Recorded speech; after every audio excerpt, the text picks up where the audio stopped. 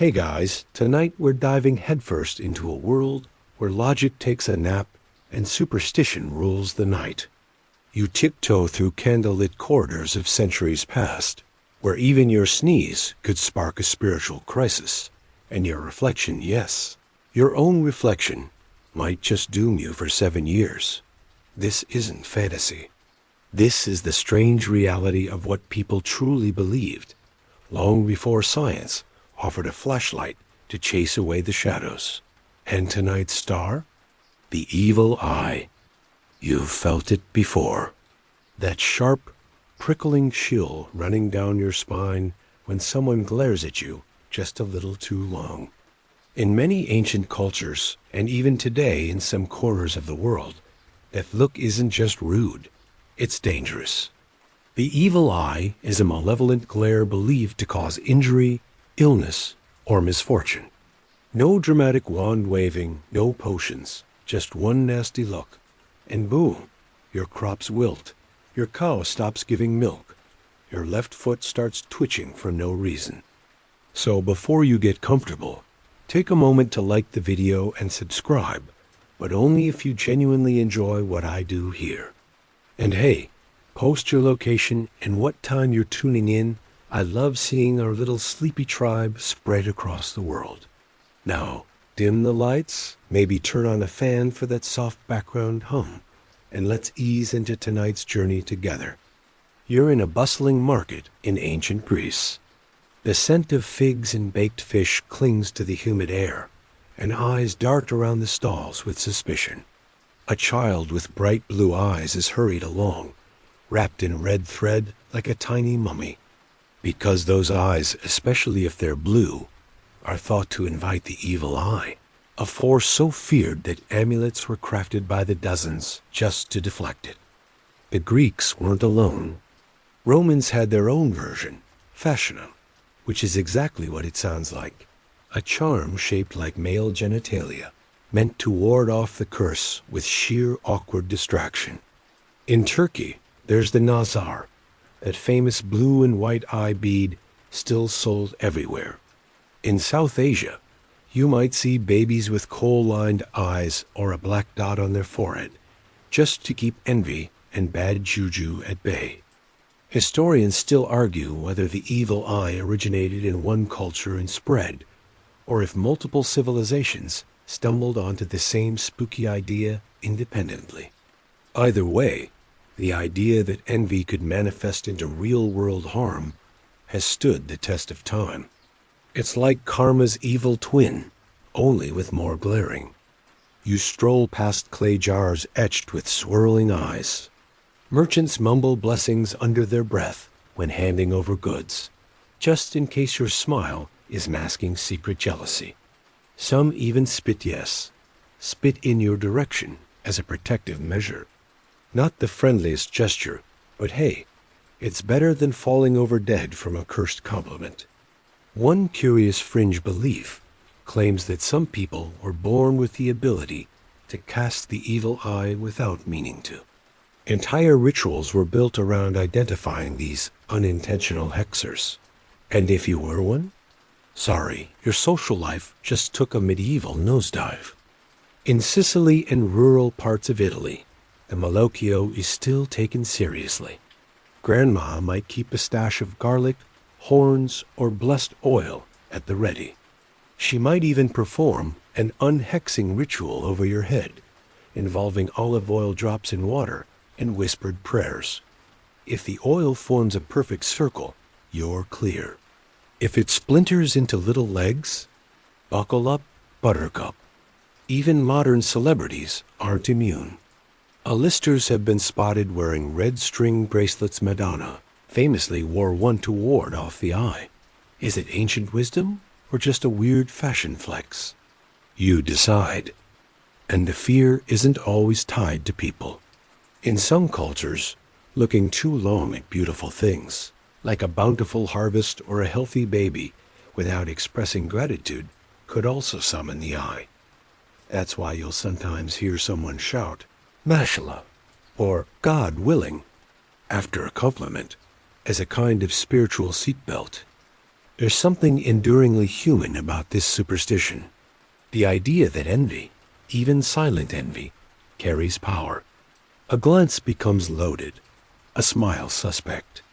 And maybe, just maybe, this lingering fear of the gaze tells us more about our own insecurities than any ancient curse ever could. You walk on, now fully aware that eye contact was once considered high-risk behavior.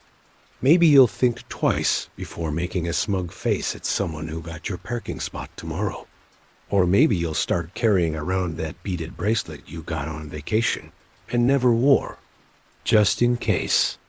You brush past the first superstition, like you're dusting off an old cobweb, only to stumble directly into the next one, this time in the kitchen, of all places. There's salt on the table, and your arm stretches lazily across your plate. A slip of the wrist, and it happens. A delicate cascade of white crystals spills across the wooden surface, tiny grains bouncing like startled insects. And somewhere, if you lived centuries ago, a chill would run down your spine, because spilling salt? That wasn't just a clumsy accident.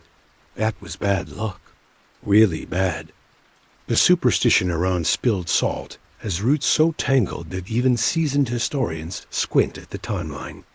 Some trace it to ancient Sumer, others to the Bible, particularly the image of Lot's wife turning into a pillar of salt when she disobeyed divine instructions. But the more enduring association is tied to betrayal. You know that famous painting Da Vinci's Last Supper? Take a closer look at Judas Iscariot's hand. Right there, frozen forever in Renaissance brushstrokes, is a knocked-over salt cellar. It's subtle, but symbolic. Judas, the betrayer, has just spilled the salt. That single moment somehow got hardwired into centuries of human anxiety, transforming salt into a delicate powder of cosmic consequences. So what's a sensible medieval peasant to do? Simple. Toss a pinch of that spilled salt over your left shoulder. Why the left? That's where the devil is said to lurk, whispering temptations and plotting your downfall like a bad roommate who never pays rent. By throwing the salt into his eyes, you blind him just long enough to escape unscathed. Historians still argue whether this salt-throwing ritual was ever universally practiced, or whether it started as a regional quirk that snowballed into international habit. But the image is memorable. Kitchen dramas turning into spiritual warfare, one grain at a time. And salt, by the way, wasn't cheap. It wasn't just a seasoning, it was currency. Roman soldiers were sometimes paid in salt, hence the word salary. So spilling it wasn't just an omen. It was wasteful, disrespectful, even sacrilegious. Imagine flinging your paycheck over your shoulder every time you dropped it. The medieval mind didn't see that as theatrical. It saw it as survival. Some superstitions get watered down with time, but this one stuck around. Your grandma probably still does it. And if you asked her why, she might not even remember. She just knows it's what you do.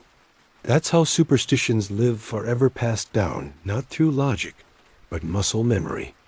And it wasn't just salt. The kitchen, it turns out, was a hotbed of magical thinking. Don't stir your soup counterclockwise. Never bake bread on a Good Friday. Never let someone pass a knife directly into your hand. Always set it down first. Each act, no matter how mundane, was woven into a spiritual dance. Because food wasn't just nourishment, it was sacred. And mishandling sacred things? That's how doors to the unknown were opened. In Eastern Europe, there was a belief that if you spilled salt, you should apologize to the spirits in the house. In Russia, you might follow the salt toss with a little spit over your shoulder, just to make sure you truly canceled the curse. It's like adding insurance to your spiritual slip-up. The fringe believers took it even further. Some medieval cookbooks, manuals really, since cookbooks as we know them didn't exist, hinted that salt, mixed with ash and herbs, could be sprinkled in doorways to keep out witches. or rubbed into livestock wounds to repel spirits that made cows go dry. And if that didn't work, you'd know you were dealing with something more sinister than a bad cook. As you stir these thoughts around like a simmering stew, you start to see how every part of daily life was threaded with fear and faith. Even the most minor accident, like a tumble of salt, was never just that. It had meaning, weight, implication, and the rules weren't always written. They were whispered. By now, you can practically hear the voice of a stern old aunt hissing, "Don't forget the salt," in your ear. Not because the soup needs flavor, but because the world, in all its strange superstition, demands it. The road winds gently now, and your boots crunch along a path littered with puddles and mud, a scent of rain and superstition hanging in the air. Just up ahead, a wedding procession pauses under a tree, the bride clutching her bouquet like a lifeline, and someone is murmuring a blessing. Because tonight, you're about to witness one of the most deeply entangled webs of medieval belief, wedding superstitions. Love, apparently, was a very tricky business. You might think weddings were all about love and lace, but in the medieval world, a wedding was a cosmic transaction. A delicate dance not just between two people, but between fate, fortune, and the very spirits of the land. One wrong move and poof, your marriage could be cursed before the honeymoon even started. Take, for instance, the color green. Today, green might evoke freshness, renewal, or money, but in medieval times, wearing green to your wedding was a scandalous move. Why? Because green was associated with fairies, and not the sparkly, Disney-friendly kind. These fairies were fickle, often vengeful, and known to steal brides. A green gown, they believed, made you a glowing target for the supernatural. Historians still argue whether this fairy fear was rooted in Celtic mythology or spread by clerics eager to squash pagan symbolism. Either way, you'd better hope your bridal palette leaned toward ivory or blue. Speaking of blue, something blue wasn't just poetic. It was spiritual armor. Blue was the color of the Virgin Mary and symbolized purity, loyalty, and divine protection. That tiny ribbon sewn into your bodice wasn't an afterthought. It was a talisman. A way to say, "Please, universe, don't mess this up." And then there's the veil. You slip it over your head, and suddenly you're cloaked, not just in fabric, but in superstition. The veil was originally meant to protect the bride from evil spirits, who might try to enter her body through her eyes. Yes, apparently your eyeballs were gateways to the soul. The veil confused the spirits. They couldn't recognize the bride, so they drift on by like confused ghosts at a masquerade ball. Even the direction you walked mattered. Brides were often told to step over the threshold with their right foot first, to avoid inviting evil into the marriage. And if you accidentally stumbled, you might as well have tripped into a lifetime of misfortune. Better hope Uncle Jeffrey had steady arms and wasn't 3 ales deep before the ceremony. Let's not forget the cake. Before sweet layered confections became the norm, medieval wedding cakes were more like stacks of bread rolls. Guests would pile them high, and the newlyweds had to try and kiss over the towering loaf mountain. If they succeeded without knocking the pile over, good luck and many children. If the bread collapsed, well, maybe start preparing for a bumpy road. One particularly weird fringe belief. Some regions believed that placing a piece of the bride's garter in your shoe would make you lucky in love. This led to less than dignified scrambles for bridal undergarments post-ceremony. The medieval version of catching the bouquet, but somehow even more awkward. And let's talk about bells. Church bells weren't just there for announcing "I do." They were believed to drive away evil. Ringing bells during or after a wedding wasn't just tradition. It was like a supernatural bug spray. The louder the clang, the safer the couple. Still, not all wedding superstitions were somber. Some were oddly sweet, like the belief that rain on your wedding day was a good omen, washing away past sins and ensuring a fresh start. So while soggy hems and wet guests weren't ideal, the bride could at least pretend the storm was a divine blessing. And yet, in the dim glow of medieval understanding, every gesture, every item, every moment of a wedding was a ritual, a coded attempt to appease forces unseen.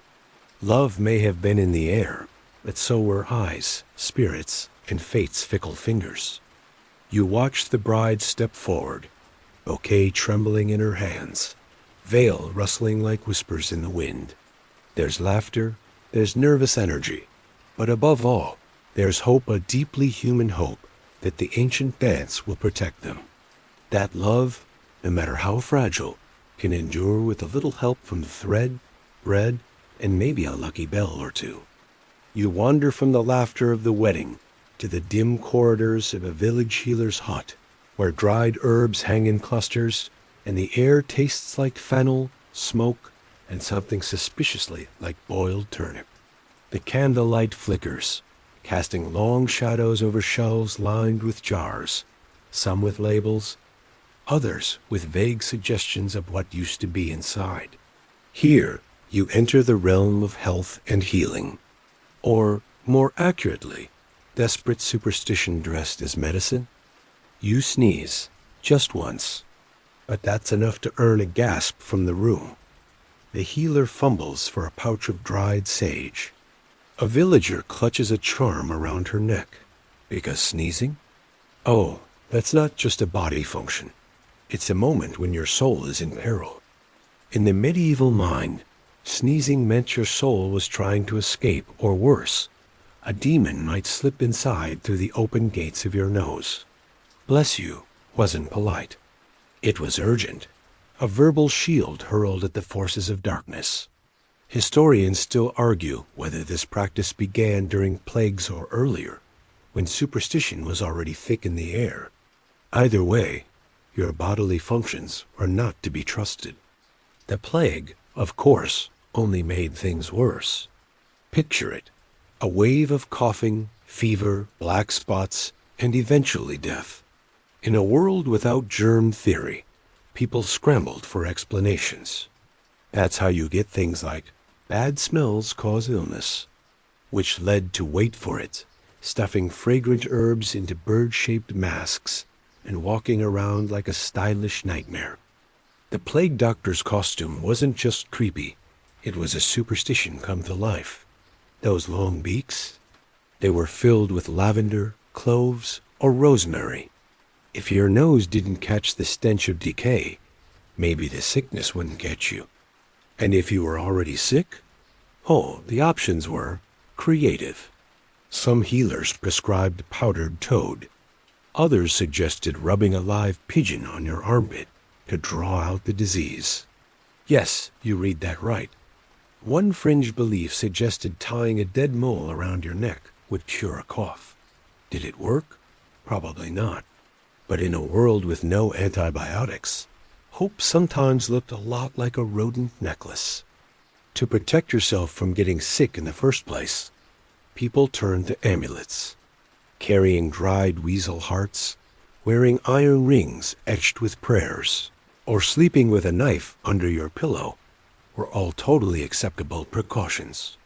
These weren't just accessories. They were spiritual seatbelts in a world constantly veering off the road. And children were little magnets for misfortune. Parents would often sew protective charms into their clothing, or tie coral beads around their necks to ward off the evil eye. Because if a child cried too much, or looked a little too adorable, people worried that witches or fairies might snatch them away. Some even believed that changelings, fairy imposters could replace your real baby. The solution? Boil eggshells on the hearth to confuse the spirit. Apparently, supernatural creatures are baffled by inefficient cooking techniques. One surprisingly widespread practice involved cutting a lock of your hair and burying it under a threshold. This was thought to keep illness or misfortune in general from crossing into your home. Hair, after all, was considered deeply connected to your essence. Losing it unintentionally? Very bad. But offering it up deliberately? That was strategy. Even toothaches weren't spared from medieval mysticism. One recommended cure involved reciting a prayer to Saint Apollonia while holding a small stone in your mouth. If that didn't help, well, maybe the pain was divine punishment, and you just had to endure it. Dental care in the Middle Ages, the ultimate mind over molar experience. Of course, not every superstition was about protection. Some were just attempts to explain the terrifying randomness of nature. Why did one child survive and another fall ill? Why did some recover and others fade? In the silence of uncertainty, stories were built strange, desperate, sometimes oddly beautiful beliefs that wove fear into folklore. You sit now by the hearth in the healer's hut, a smoke curling like lazy fingers toward the ceiling. Outside, the wind hums through the village, and someone coughs just once. No one speaks, but everyone listens. In a world without clarity, they hold tight to their talismans, their whispered blessings, and the thin but shining hope that maybe, just maybe, these small rituals can keep the darkness at bay.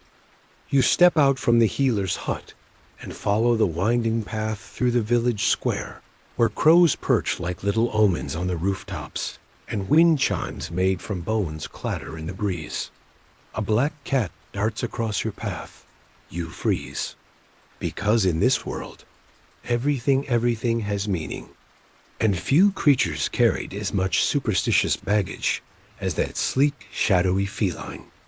Black cats today might be mascots for Halloween or subjects of quirky memes. But in the medieval world, they were trouble. Ominous. Dangerous. Especially if they crossed your path from left to right, which apparently signaled a curse or oncoming doom. And if it was midnight, forget it. You might as well go back to bed and start your life over. This belief wasn't born in a vacuum. It built slowly as Christianity spread and local pagan beliefs twisted into darker forms. In many cultures, cats, especially black ones, were seen as mysterious protectors, tied to goddesses like Freya or Bastet. But over time, the cat's aloof independence and nocturnal habits made it a prime suspect for demonic affiliation. Historians still argue whether this reputation was accelerated by early witch-hunting propaganda or simply grew from rural folklore laced with fear. In fact, cats were often believed to be witches' familiars, spirit companions, or shapeshifters who aided in dark deeds. One particularly bizarre belief held that a witch could actually become a cat, slipping into feline form to skulk through the village unseen.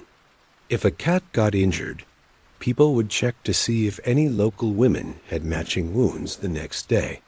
You could imagine how that worked out for both the cats and the women. It didn't stop with cats. Other animals were caught in the crosshairs of superstition too. Owls, for instance, were associated with death. Their eerie nighttime calls weren't just spooky, they were considered literal harbingers of doom. If an owl hooted 3 times near your home, people believed someone inside wouldn't make it to the next harvest. Rational? No. Chilling? Absolutely. Even dogs weren't immune. If a dog howled at night, it was said to be sensing a ghost or even the Grim Reaper himself. That's why people would sometimes paint their doors with protective symbols or hang iron charms to ward off whatever unseen spirit the dog had sniffed out. Iron, after all, was believed to repel evil, one of the few things both blacksmiths and priests could agree on. And then there were bats. Poor bats. You'd think their pest control skills might earn them a little respect, but no fluttering past your window at dusk? Bad omen? roosting near your chimney? You're clearly cursed. Some regions even believed that bats tangled in your hair on purpose, trying to steal your thoughts. You laugh, but also, maybe wear a hat.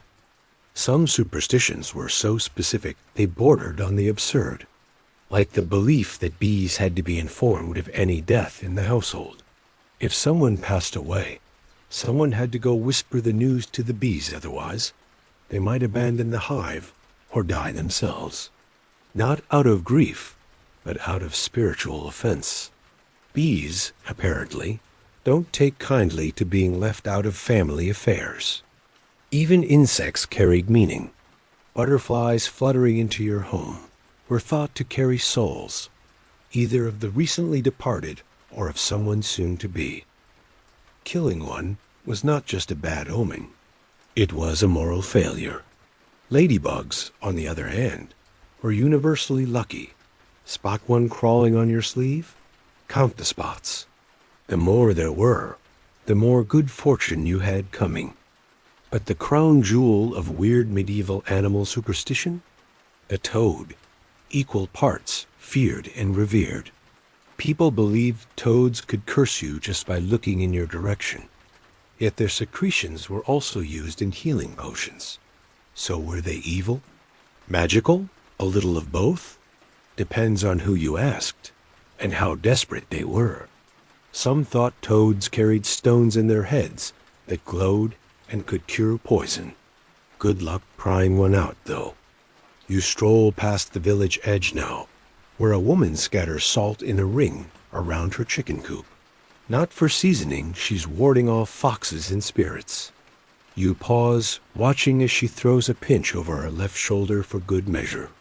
It lands in the dirt with a puff, and she nods, satisfied. Because out here, every creature is more than just fur or feather or fang. They're signs, messages, symbols. The world itself is alive with meaning. And if you know how to read the signs or pretend you do, you just might make it through the night with your soul intact.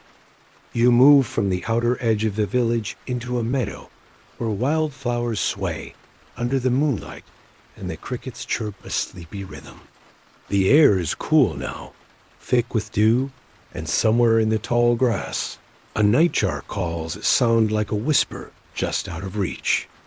It's peaceful, almost unnervingly so, because if there's one thing medieval folks feared more than an animal crossing their path or an odd sneeze, it was silence. Silence meant something unnatural was afoot, and when words fail, what fills the void? Ritual. Step into the heart of superstition, where rituals ruled the rhythms of everyday life. And we're not talking a casual clapping game or a quick chant. No, these were detailed, often deeply uncomfortable actions meant to keep your crops growing, your cow from dying, and your baby from being stolen by woodland spirits with questionable ethics. Let's start with a favorite, the bread burial.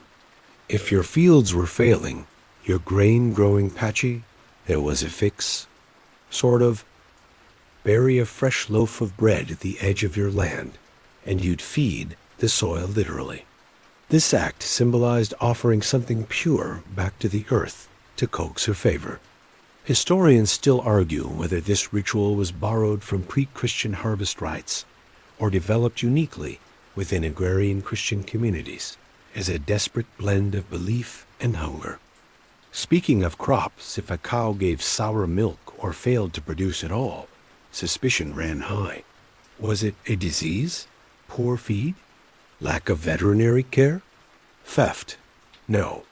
Clearly, your neighbor cast the evil eye on your livestock. One counter-ritual? Milk the cow through a keyhole while chanting a protective prayer backward. And if that failed, the next best step involved boiling a mix of herbs and iron nails in a pot and waving the steam toward the barn. Why iron nails?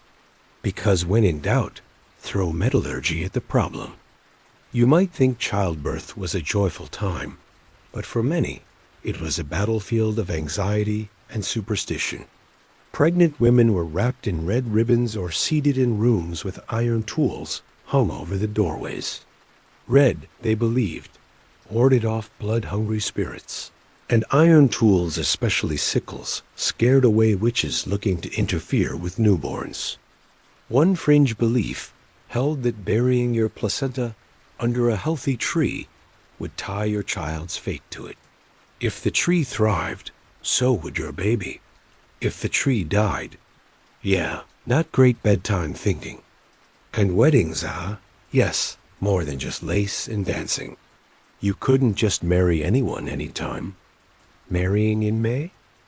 Bad idea. Marry in May and rue the day, they'd say, which makes you wonder how many bridal planners went mysteriously missing that month. Certain days were considered luckier than others. Friday was unlucky. Sunday was risky. But Wednesday? That was the golden child of wedding days. No one really knows why. It might be tied to Mercury, the messenger god. Or maybe someone just had a really good Wednesday once and refused to let it go.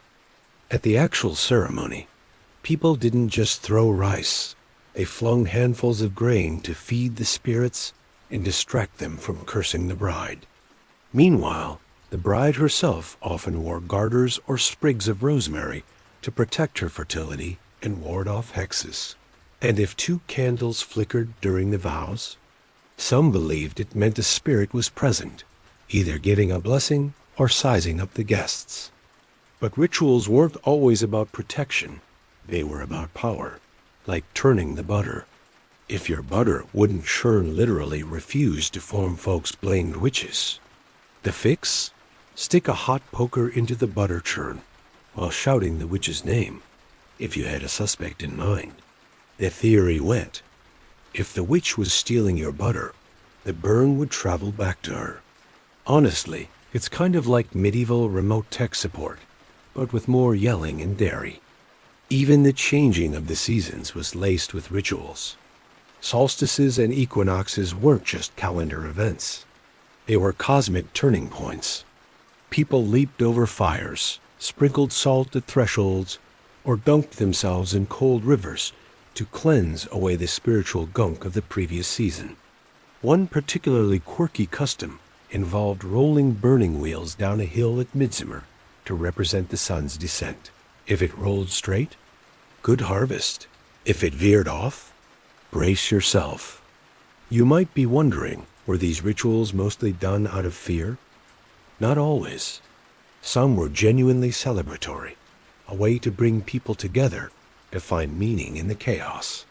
But even those carried a thread of tension, because the price of forgetting, missing a step, saying the wrong word, lighting the wrong candle, was never just disappointment.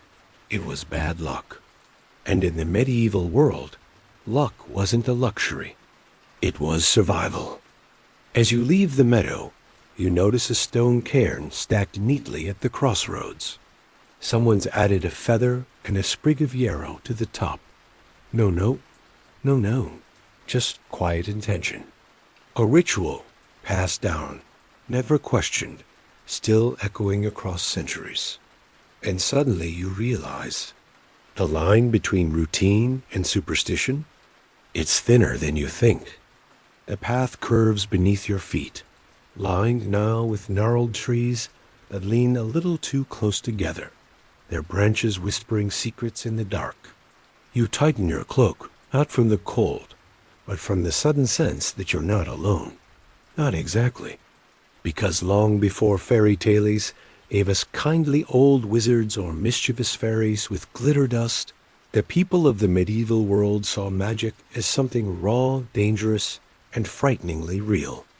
Tonight, you're stepping straight into the realm of medieval magic, a kind that hides in a hollow log, mutters in foreign tongues, and promises to help you. For a price. Let's talk witches first. Not broomsticks and striped stockings, no. Those came much later. In the Middle Ages, a witch might be your neighbor, the old woman with too many herbs and a habit of talking to birds. She knew the language of plants, how to ease a fever, or stop a wound from festering, and that made people both need her and fear her. Historians still argue whether these so-called witches were genuine folk healers or scapegoats in a society terrified of the unexplained. One of the most feared forms of magic was maleficium harmful magic. If your crops failed, your cow miscarried, or your child fell ill without explanation, it didn't take long for fingers to point. People believed witches could curse your household just by muttering under their breath or slipping a charm beneath your doorstep.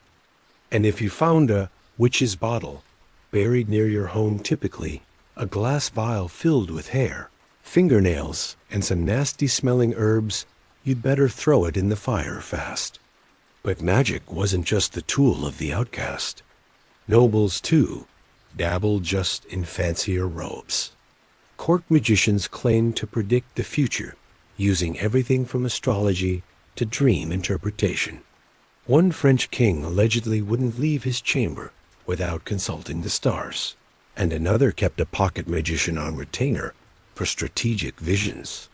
You imagine the job interview. Can you read entrails? Excellent. Can you also disappear during political scandals? And then, of course, there was sympathetic magic, the belief that like affects like. Want someone to fall in love with you? Drop a piece of their hair into honey and whisper their name by candlelight. Want them to suffer? Stick a pin in a wax figure shaped vaguely like them and wait. The figure didn't have to be accurate, just emotionally charged. Because, as superstition goes, intention trumps craftsmanship, which explains a lot about medieval art. Fringe beliefs took it further. Some people thought you could steal someone's luck by snatching their shadow at noon. No, seriously. That's why travelers on the road sometimes avoided casting shadows too close to strangers. And others believed sneezing expelled your soul for a split second, thus the need to say, "Bless you," quickly enough to keep demons from snatching it mid-air. And let's not forget charms. Medieval folks were all about amulets. Bones carved with protective runes, pouches filled with herbs sewn into their clothing, or even toad tongues wrapped in linen and tucked beneath pillows. If it sounds ridiculous now, remember, these weren't accessories, they were lifelines. Without antibiotics, refrigeration, or central heating, people needed something to believe in, and magic filled that void. Of course, there was church-approved magic too. Relic splinters of the true cross, vials of saint's blood, or even the occasional toe bone were thought to carry miraculous powers. Pilgrims traveled for miles just to touch one. But behind closed doors, even the most pious sometimes hedged their bets, crossing themselves while also bearing a chicken foot under their threshold. You know, just in case.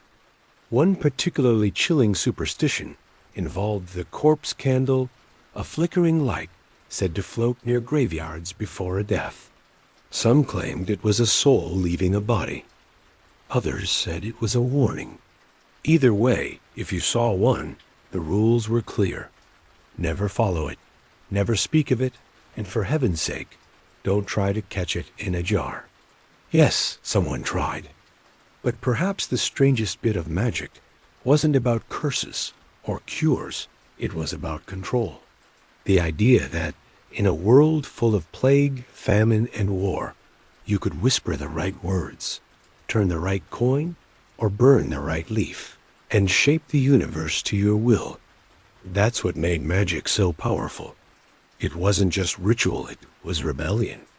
As you step beyond the trees, you catch a glimpse of movement, a pale shape slipping between stones in the distance.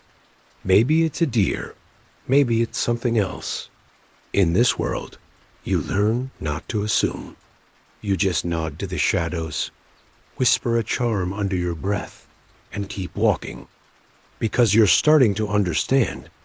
In the medieval mind, there's no such thing as coincidence. Only signs, only warnings, only the deep, unsettling sense that the world is stitched together with invisible threads. And someone, somewhere, is always tugging. You climb a gentle hill now, where the wind smells faintly of smoke and crushed mint. Someone, somewhere, has lit a fire for the night. The stars spill like spilled salt across the sky, and for a moment, the world is quiet, but not too quiet. There's a rhythm again, steady, expectant, as if the land remembers something it hasn't quite told you yet. You step into a village square, cobbled and uneven, where children's games once echoed and gossip clung to the air like chimney soot. And here, at the very center, stands a single worn stone well. Not just a source of water, no. In the medieval mind, this well was a portal, a place of power. Because in every town, behind every smile and nod, there lurked a deep obsession. Omens. Superstitions weren't just things you believed, they were things you watched for, constantly. You didn't step outside without scanning the skies, checking your path, or noting the way your bread crust cracked that morning. Because anything could be a sign of what was coming next. Let's start with animals, the original messengers. A crow cawing 3 times at your window? Death. A dog howling at the moon? Death. A black cat crossing your path? Oh, definitely death. You begin to see a pattern. But here's a twist: seeing a weasel? That could mean good fortune, depending on the region. Historians still argue whether the weasel's reputation as a protector came from Roman beliefs or was just a medieval misunderstanding of their pest control abilities. And speaking of misunderstandings, ever spill salt? Better hope you toss a pinch over your left shoulder immediately. Left was the sinister side. Literally, sinister is Latin for left, and behind your left shoulder, the devil was said to lurk. Throwing salt blinded him just long enough to escape disaster. Why salt specifically? Well, it was precious, preserved food, and represented purity. You didn't waste it unless it was to save your eternal soul. Let's move to dreams. Entire books were written on dream interpretation, some of which still survive in dusty libraries and online conspiracy forums. Dreaming of teeth falling out meant a death in the family. Dreaming of flying? That could mean you were spiritually gifted or suffering from an excess of black bile, depending on which doctor you asked. Many believed dreams weren't personal at all. They were divine messages or even curses from people practicing astral magic. Yes, astral magic. Flying soul sorcery. Like astral projection, but with more candles and judgment. But back in the waking world, the signs kept coming. A forked lightning bolt during a church procession? Someone important would fall. A candle sputtering during Mass? A soul was rejecting prayers. A rooster crowing at midnight? The dead were restless. You start to get the sense that life in the medieval world wasn't just hard, it was watched. Observed with breath held, fingers crossed, and charms clutched close. A person could walk an entire day and collect 20 omens without even trying. Some they'd heed, some they'd ignore, and some they'd carry like stones in their pockets, just in case. Whether omens were their own brand of strange. A sudden fog rolling in during summer meant a harsh winter. Rain on a funeral day meant the soul was clean. But thunder during a wedding? Disaster for the marriage. And don't even mention eclipses. Those were cosmic danger sirens. Entire communities would fast or pray for days leading up to one, fearing it was a sign of divine punishment or the opening of a portal to the underworld. And if the heavens weren't warning you, the plants might. Certain flowers blooming out of season were said to herald misfortune. A tree that split down the middle with no lightning strike, clearly cursed. Even bread could turn on you. If it baked unevenly or cracked along a certain line, it meant betrayal. Which might explain why medieval bakers were always mildly terrified of their own loaves. And for the especially tuned in, Your own body became the best omen source of all. An itchy palm? Money incoming. Right palm for gain. Left palm for loss. Again with the left. Twitching eyes meant someone was speaking about you. A nosebleed on a holy day was cause for serious alarm. And if you sneezed once, no problem. Twice? Blessings? 3 times? Someone was hexing you. Probably the guy with the weasel. But the strangest omens weren't external. They were built into the very structure of belief. There was an idea that if something went wrong at the exact same time every year your cow died, your roof collapsed, your uncle vanished into the bog, then that day itself was cursed.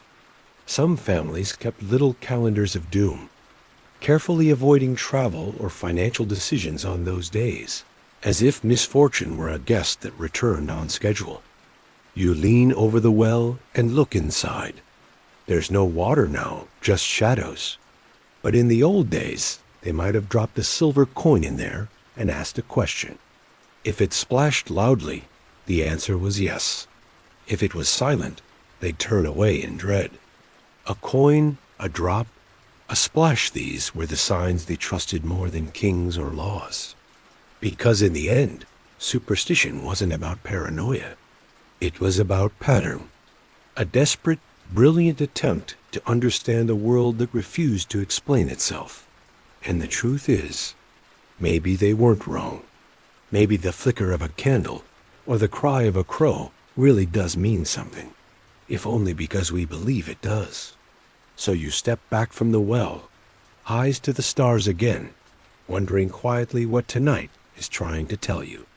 The night thickens, folding over your shoulders like a heavy velvet curtain. Somewhere behind you, the well disappears into the hush, as if it never existed at all. But you press forward, your boots crunching over gravel. Now an old monastery path, maybe, or just a forgotten road. What matters is where it leads next. And tonight, it leads to fear, not of monsters, but of numbers. You pause at a low stone marker carved with a symbol, a cross, faint and weathered. It rests beside a square patch of earth left untouched. No plants grow there. No birds dare land. Because long ago, people really didn't like odd numbers.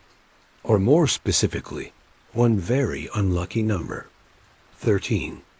Yes, the superstition that makes people skip hotel room 13 or the 13th floor of a building, that's older than most elevators. And it has roots deep in medieval thinking. The number 13 wasn't just bad luck, it was sacrilegious. Think about it. At the Last Supper, there were 13 guests. Judas, the betrayer, was the last to sit down. Coincidence? Maybe. But to a medieval mind already wired for signs, it was confirmation. So came the belief that sitting 13 people at a table would result in the death of one within a year. Entire feasts were canceled over that fear. Kings adjusted their dinner rosters. Merchants added a dog to the head count.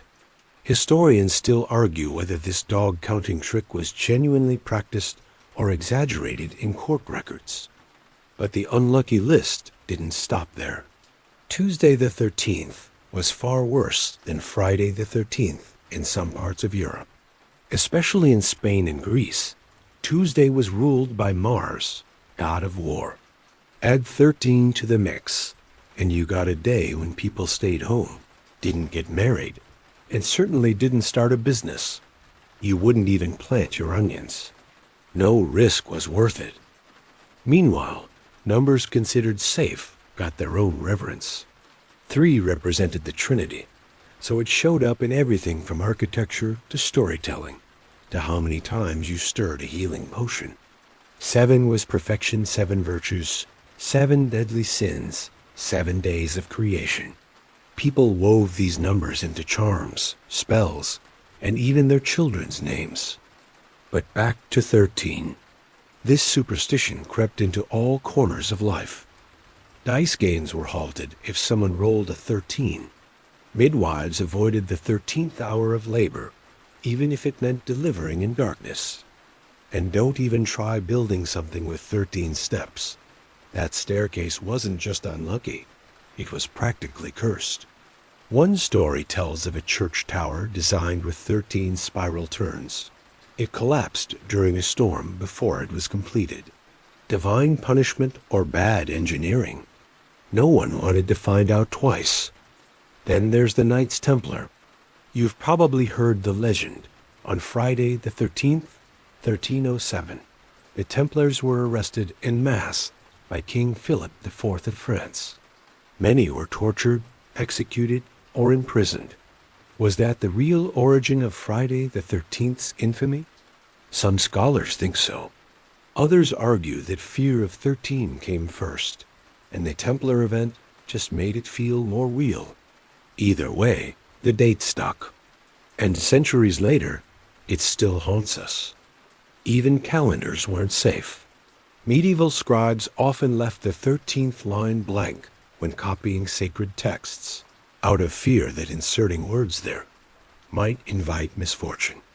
It's a little funny spending hours in candlelight copying scripture by hand, but pausing with a nervous glance when you hit line 13, as if God might be grading that paragraph extra closely. Let's not forget numerology, the mystical belief that numbers themselves hold power. Some folks thought every name could be converted into a number using letters, and that your number revealed your fate. If your name added up to 13, you might as well wear garlic and sleep in a moat. One account from a 14th century diary mentions a young girl who insisted on changing her name after a monk calculated she was of the 13. A week later, a cow trampled her flower garden. Coincidence? Hard to say. Even animals weren't immune. A shepherd counting his flock who ended on 13 might circle them backward 3 times just to break the curse. Sailors refused to cast off with 13 crew members, sometimes hiring an extra man just for luck. You'd think this guy would be thrilled. Hey, I don't actually work. I'm just the anti-doom guy. And weddings? Oh, absolutely no 13th day unions. If your betrothal happened to fall on the 13th of any month, couples often waited another day to make it official. Better to be late than hexed for life.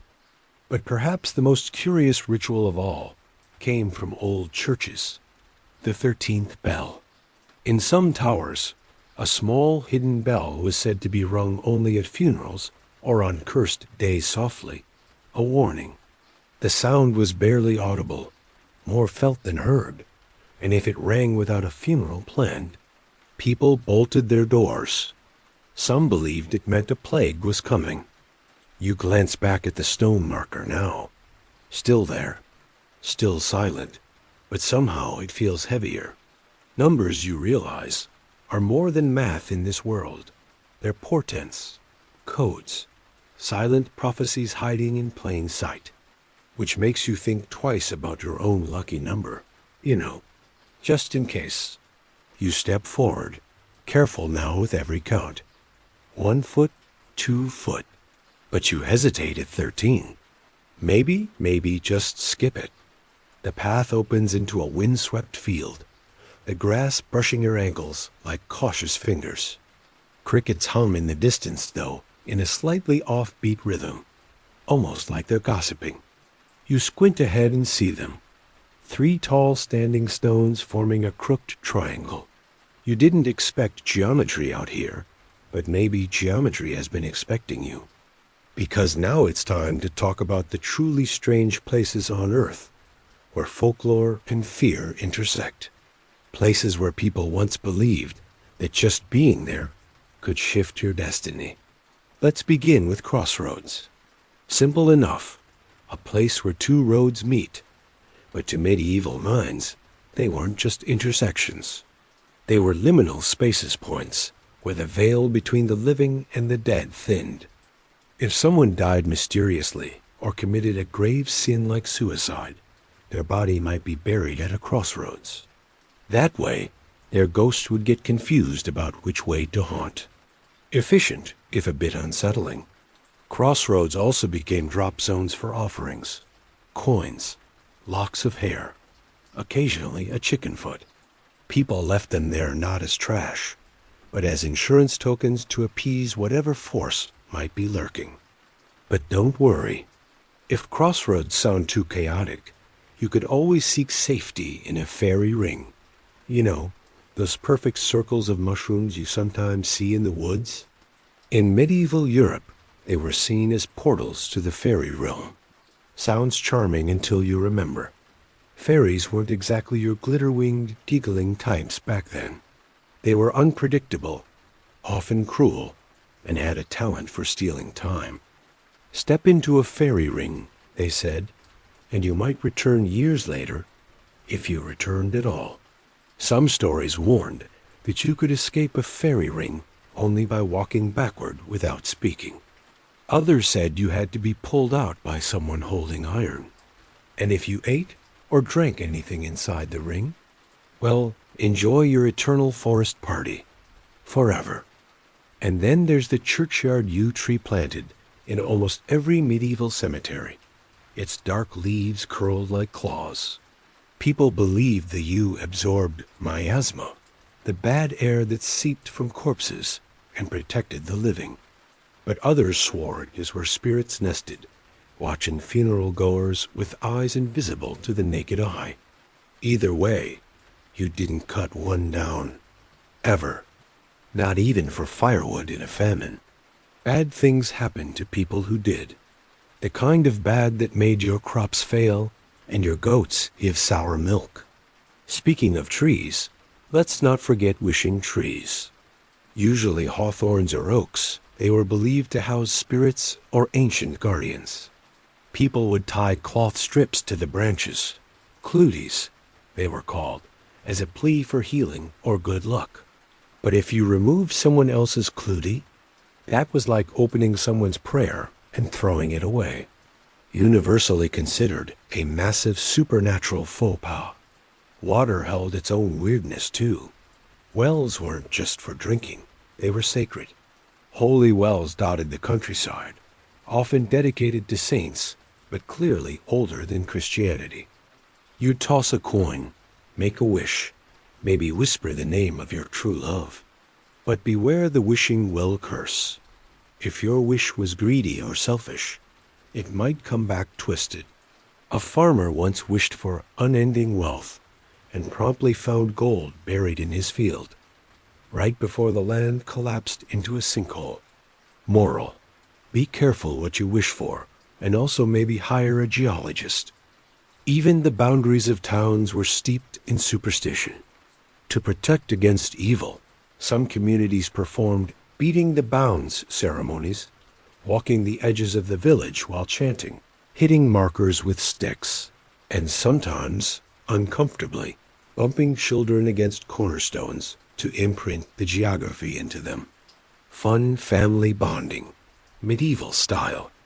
There were also places you just didn't go. Corpse roads, for instance routes once used to carry the dead from rural homes to cemeteries. It was said these paths held the memories of every soul that passed along them, and that stepping off the route could wake one up.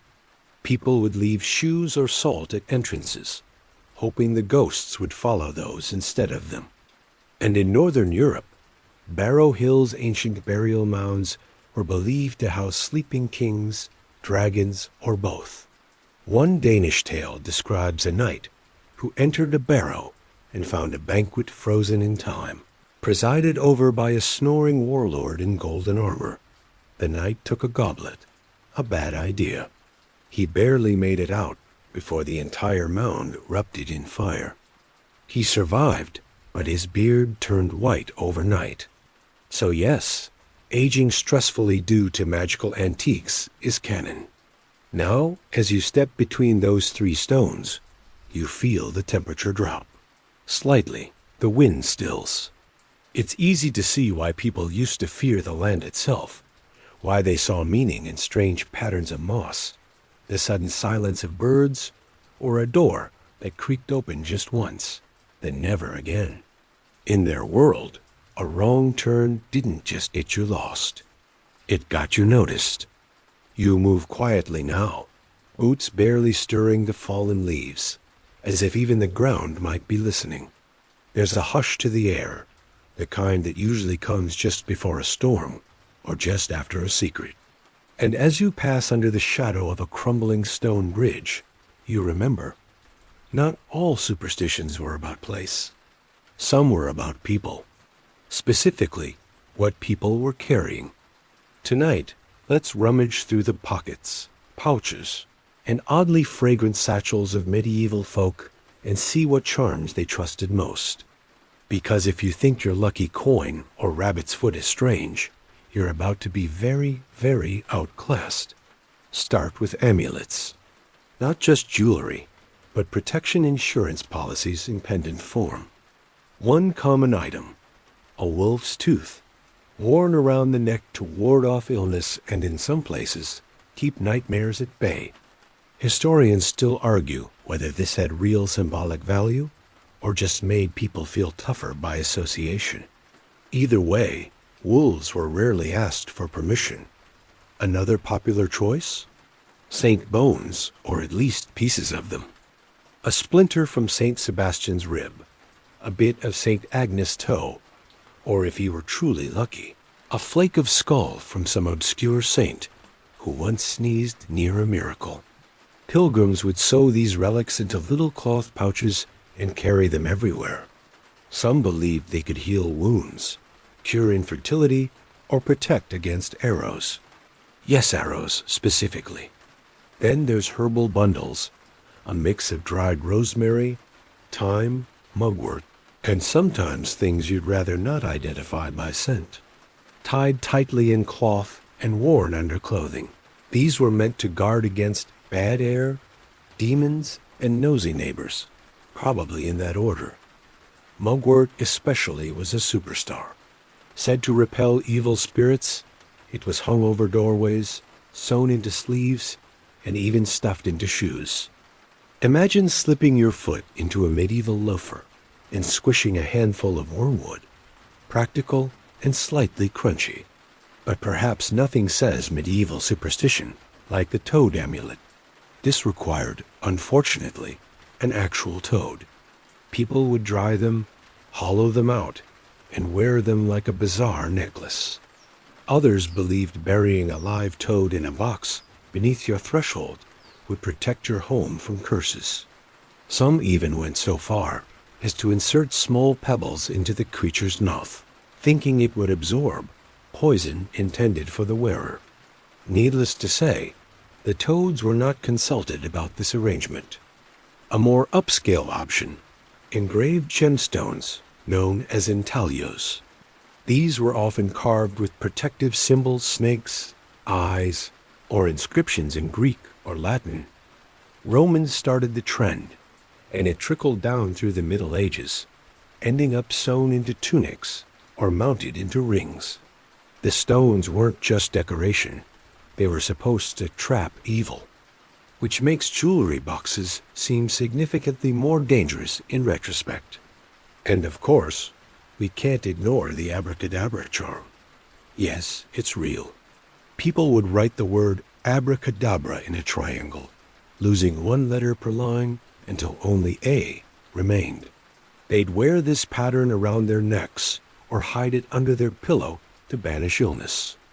The idea was that the illness would fade away just like the word clever, if not exactly FDA approved.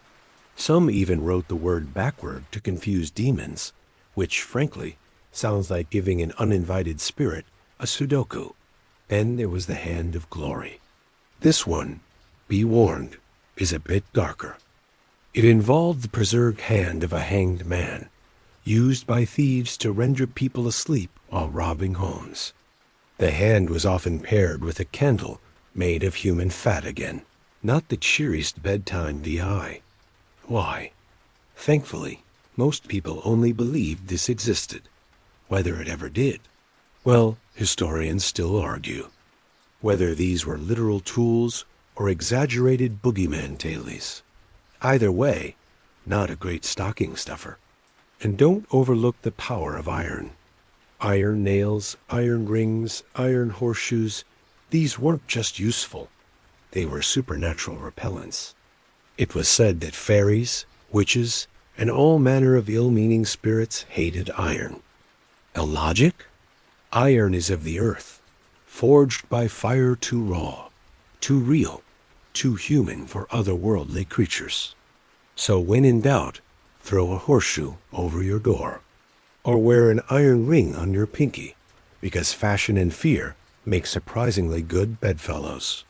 Then there's the superstition that might hit closest to home: written charms. People carried scraps of parchment inscribed with prayers, biblical passages, or coded spells. Some were even sold by traveling charm peddlers, kind of like the original Etsy shop, but with more Latin and way less customer service. A popular one was the Satyr Square, a 5-word Latin palindrome that reads the same forward, backward, and diagonally. People believed it protected against fire, theft, and curses. And hey, it also doubled as a great party trick. As you brush past the bridge and back into the woods, the branches seem to bow in greeting or warning. You can't help but imagine what you'd carry if you lived in those times. A clootie from a wishing tree? A tiny pouch of garlic and sage? Or maybe just a pocket full of salt and sarcasm? Because in the end, these talismans weren't just oddities. They were comfort. A bit of order in a world where nothing made sense. And they whispered the same message, over and over. You are not helpless. You are protected. The forest opens up to a clearing, just as the moon peeks between cloud cover, spilling silver light across the grass like a blessing, or maybe a warning. You pause, breath fogging in the night air, as something catches your eye. A crooked stone circle, low and ancient, half swallowed by moss. It's the kind of place you'd walk past without noticing unless you knew. Because this is where the rituals happened. Not the grand, torch-lit ceremonies in cathedrals or royal courts. No, these were the private, secretive rites done by candlelight, whispered in barns, or murmured behind hedgerows. The kind of rituals that carried superstitions older than memory and stranger than fiction. Take, for instance, the wishing well rites. In many villages, locals believed that tossing a coin into a well wasn't just a gesture of hope. It was a conversation with the spirit. Wells were considered sacred points, thin places where our world blurred with the one beneath. But coins weren't always the offering. Sometimes it was a pin, or a lock of hair, or brace yourself a fingernail. Superstition said that leaving behind a part of yourself ensured the spirit took your wish seriously. Or, tracked you later. Win-win. Then there were the binding spells. These weren't about cursing someone, though those existed too. They were about control. Love bindings were common. Tying 2 poppets together with red thread and burying them under the hearthstone. Historians still argue whether these dolls were used more for romantic unions or revenge breakups. Either way, if your love life needed a nudge in 1362, some thread and a bit of wax might have been your best hope. Not all rituals involved physical items. Some relied purely on chance and timing. Reciting a phrase exactly 7 times before dawn, or whispering a name into a keyhole during a thunderstorm. These were believed to summon protection, prosperity, or even glimpses into the future.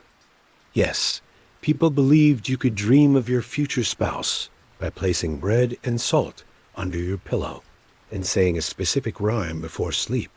Imagine explaining that to your current mattress. And then, yes, the shoes in the wall. That's right. Across Europe, especially in Britain, People hid old shoes inside the walls of houses, often near chimneys or doorways. Why? To trap evil spirits trying to sneak in. The theory was that malevolent beings, upon seeing the worn shoe, would become confused or distracted and get stuck in it, like a demonic Roomba stuck under the furniture. Shoemakers were even consulted for optimal trapping footwear. No, seriously. One of the most haunting traditions involved funeral mirrors. When someone died, villagers would immediately cover or turn around every mirror in the home. The belief that a mirror could trap the deceased's soul or worse, become a gateway for something else to enter. Mirrors were feared as thin places, reflective boundaries between worlds. And yes, breaking one still meant 7 years bad luck. But in medieval times, it might have meant something nastier peeking back. Some superstitions turned even the most ordinary acts into powerful moments. Sweeping after dark, for example, was considered terribly unlucky in parts of Eastern Europe and Asia. Why? Because you might accidentally sweep away your family's good fortune or invite poverty to settle in the corners. Same with cutting nails at night. You could offend a spirit or shorten your own lifespan. The safest time for personal grooming? Just after sunrise, with your left hand while facing east. Anything else, and you are basically asking for a haunting. Oh, and we haven't even mentioned the magic of knots. Knots were used in everything from childbirth protection to weather control. Sailors believed tying a series of special knots in a rope could trap the wind. Later, they'd untie them one by one to unleash favorable gusts. Farmers sometimes used similar cords during planting season, one knot to prevent drought, another to chase away crop blight. And if your cow suddenly gave sour milk, someone may have knotted her tail. Yes, that was a thing. Let's not skip threshold rituals either. The moment someone entered or exited a home held weight. First foot through the door after midnight on New Year's, that person influenced your entire year. Ideally, it was a tall, dark-haired man carrying coal, bread, or a coin. No pressure, Greg. Meanwhile, stepping over a threshold with your left foot was bad luck in some places, unless you sneezed first. Are you keeping up? Neither were they. Even sitting arrangements at meals weren't safe. An odd number at the table could bring death, especially 13. One theory traces it back to the Last Supper, with Judas as the unlucky 13th guest. But medieval hosts didn't care for theology. They just added a chair or an extra loaf of bread and called it a day. Or invented a dinner ghost to fill the seat. As you circle the stone ring in the clearing, you catch sight of something nestled between two rocks. A tiny bundle of herbs tied with red string, long faded but still intact, maybe left by a desperate farmer, or a heartbroken lover, or someone who just wanted the nightmares to stop. Whatever the reason, it's proof that once upon a time, someone stood here and believed, deeply. Because rituals were never just superstition. They were structure, comfort, a way to say, I've done my part. Now, fate please, be kind. You leave the clearing with its knotted bundles and soul-snatching shadows behind, following a winding trail through damp underbrush. The night air grows denser here, muffled by layers of moss and the distant echo of your own breath. Just as your fingers brush against an ivy-covered fence post, you remember another peculiar belief. Boundaries matter. Not just property lines, but invisible lines between luck and misfortune, protection and danger, blessing and curse. Tonight, you arrive at one of those boundaries, the world of omens. Let's be clear, medieval people read everything as a sign. Your cat meows at midnight? Death's at your doorstep. Drop your spoon? A visitor is coming. Hear a rooster crow 3 times at noon? Pack a bag. Something wicked this way flaps. One of the most dreaded omens was the howling dog at night, especially if it was outside a sick room. People believed dogs could see death before it arrived. Some swore that if a dog howled 3 times and then went silent, the soul had already departed. There are even stories of families trying to muffle their animals during illness, just in case their howls triggered something irreversible. A sort of bark-to-death feedback loop, you might say. Birds, too, were flying telegrams from the divine. The barn owl, with its ghostly face and silent wings, was often seen as a harbinger of doom. In some regions, even hearing one call near your home meant a family member would die within days. On the lighter side, a swallow nesting in your rafters was good luck, unless it flew out backwards. Then you might as well draft your will. Oh, and don't even get people started on crows. 1 crow was a curiosity.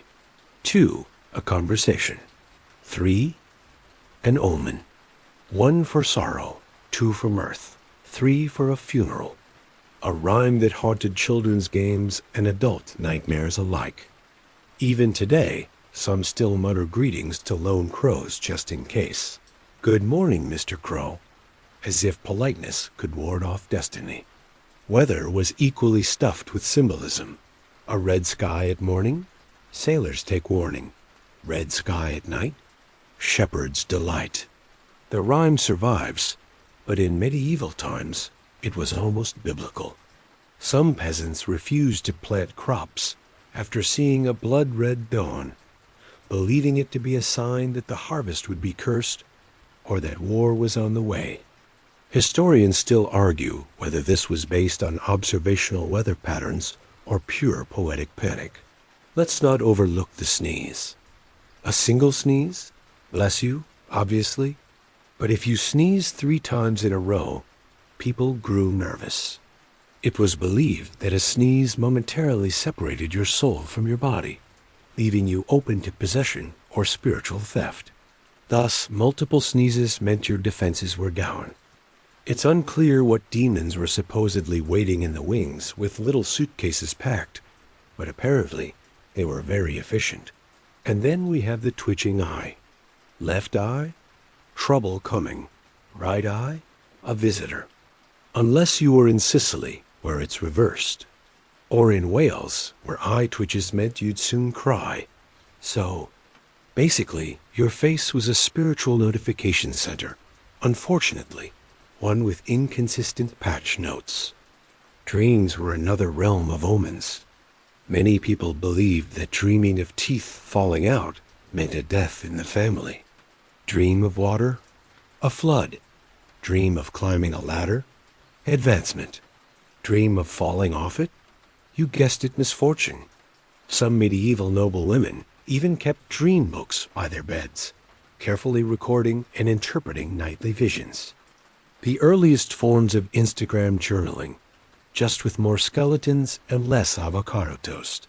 Let's not forget omens found in flames.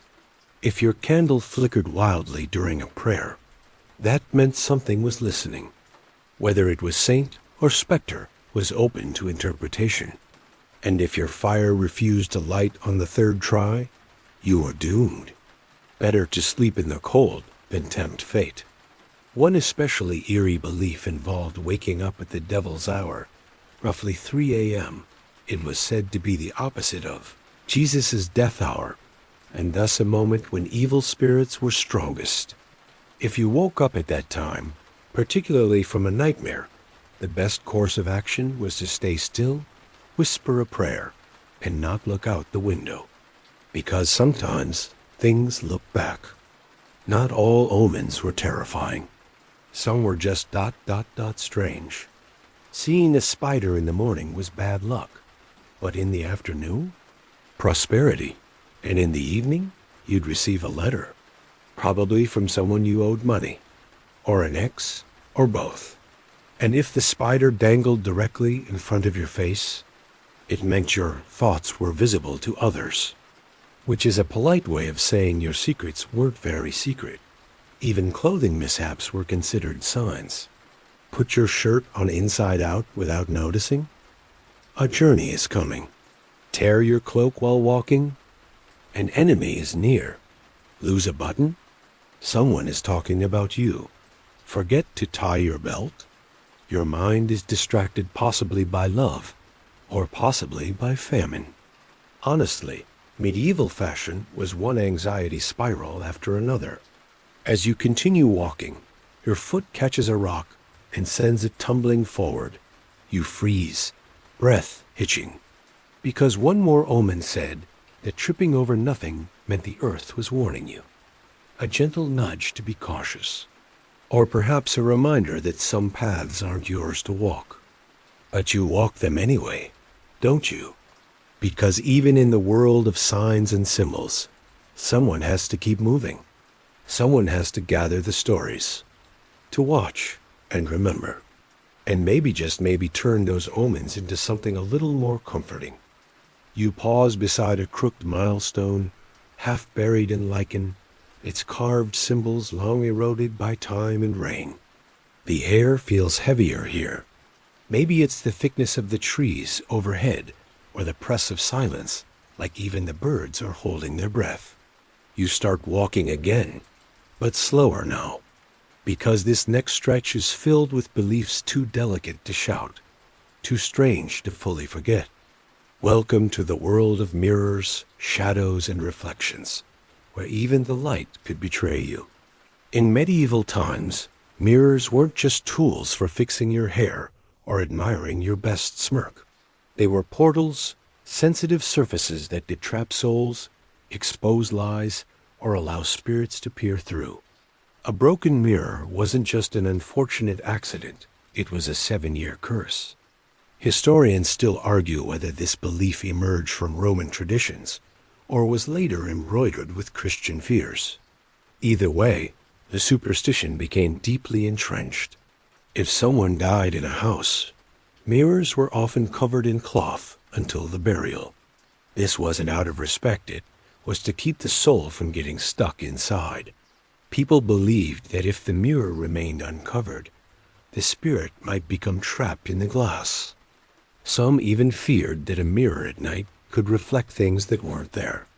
Looking into a mirror by candlelight, especially at midnight, was considered an open invitation to whatever wanted to look back. This is the kind of logic that gave rise to later tales like Bloody Mary. But medieval folks didn't need a name. They just needed a glint of light and a ripple in the reflection to sprint for the door. Then there's your own shadow. To us, it's just a physics thing. To them, a sign. Some believed that if your shadow fell in a certain direction during prayer, you were spiritually out of alignment. Others feared losing their shadow altogether, interpreting it as a sign of an oncoming death. In one tale, a farmer reportedly panicked after noticing his shadow looked smaller than usual. He died 3 days later. It wasn't just mirrors and shadows, though. Reflections in water had their own code. Looking into a still pond or basin was often thought to reveal truths about the self, about the future, even about who your enemies were. But water was fickle. If your reflection wavered or disappeared completely, it was believed you'd soon be ill, cursed, or in some cases dead by sundown. This ties into the widespread use of scrying, or seeing into other realms using reflective surfaces. A blackened mirror, a bowl of ink, even polished obsidian could serve as a gateway. But this wasn't casual wizardry. It was considered dangerous, both spiritually and socially. Getting caught could mean accusations of witchcraft. Still, some monarchs reportedly kept court astrologers or seers who used these methods to advise on wars, marriages, or when to not get out of bed. And speaking of sleep, you know those times you wake up and feel like something's in the room with you? Medieval people had a name for that, a creature or spirit called the mare. Yes, where we get nightmare. It was said to sit on your chest and suffocate you in your sleep. Some believed that mirrors left facing your bed would attract it, so reflective surfaces were often turned toward the wall before anyone lay down. Let's not forget the superstitions around the evil eye either. It wasn't exactly about mirrors, but it was about seeing and being seen. People feared that a certain kind of glare could curse crops, curdle milk, or cause illness. To protect against it, folks carried talismans like eye-shaped beads, wore red thread, or avoided drawing too much attention to themselves. There were even beliefs tied to the way your eyes looked in the mirror. If they appeared larger, you were said to be under the influence of spirits. If they looked sunken, you were drifting toward the underworld, a pale face with sharp reflections. Signs of possession. This probably made mornings a little stressful, especially after a long night by the hearth, drinking questionable ale. But perhaps the most fascinating reflection-based superstition was the idea that mirrors could steal memories. This belief cropped up occasionally in rural areas, people avoiding mirrors after heartbreak, fearing they'd lose the face of a lost lover. Some covered mirrors for a year after a family death, not out of grief, but because they feared the mirror would erase their memory of the deceased too soon. You pause beside a well, its surface still, its depth unknowable. A place of reflection, yes, but also of risk. You're not sure whether to look down or walk on, because sometimes seeing too much is worse than seeing nothing at all. And sometimes what reflects also remembers. You move on, following the path as it threads through tall, whispering wheat fields. The moon peeks through drifting clouds, casting patches of light that seem to follow you. Just when your nerves begin to settle, you hear it, a low cooing, not of a bird, but of a person, or at least something pretending to be one. Tonight's journey drifts into the realm of superstitions tied to sounds, voices, and those eerie, inexplicable calls that made people stop, listen, and sometimes run. Let's begin with the death knock. In many parts of Europe, especially in the British Isles, people believed that hearing 3 soft knocks on a door, a wall, or even a window was an omen that someone close to you would die. No one would be there when you opened the door. No wind, no passerby, just silence. And then you'd wait. A day, a week, a month, and then someone always did pass. Or at least, that's how the stories went. Historians still argue whether this was pure coincidence or the power of confirmation bias. But tell that to someone clutching a candle in the dead of night after hearing that 3rd knock. Then there's the wailing woman known by many names across cultures. In Irish folklore, she's the banshee. Her cry isn't a call for help. It's a warning, not for herself, but for you. Hearing the banshee's wail was said to mean death was imminent for someone in your bloodline. Not necessarily you, though that wasn't ruled out either. Quieter versions of this tale exist across Europe, where disembodied sobbing was taken as a spiritual sign to prepare funeral clothes.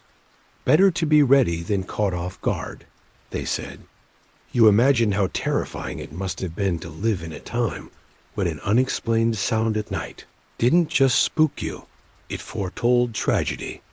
But not all sounds meant death. Some were signs of hidden treasure, like the ringing of bells where no church stood, or a chime only heard by the chosen. These ghostly sounds were said to lead treasure seekers to buried relics, but only if they followed in silence. Speak a word, the sound would vanish. The treasure, gone forever.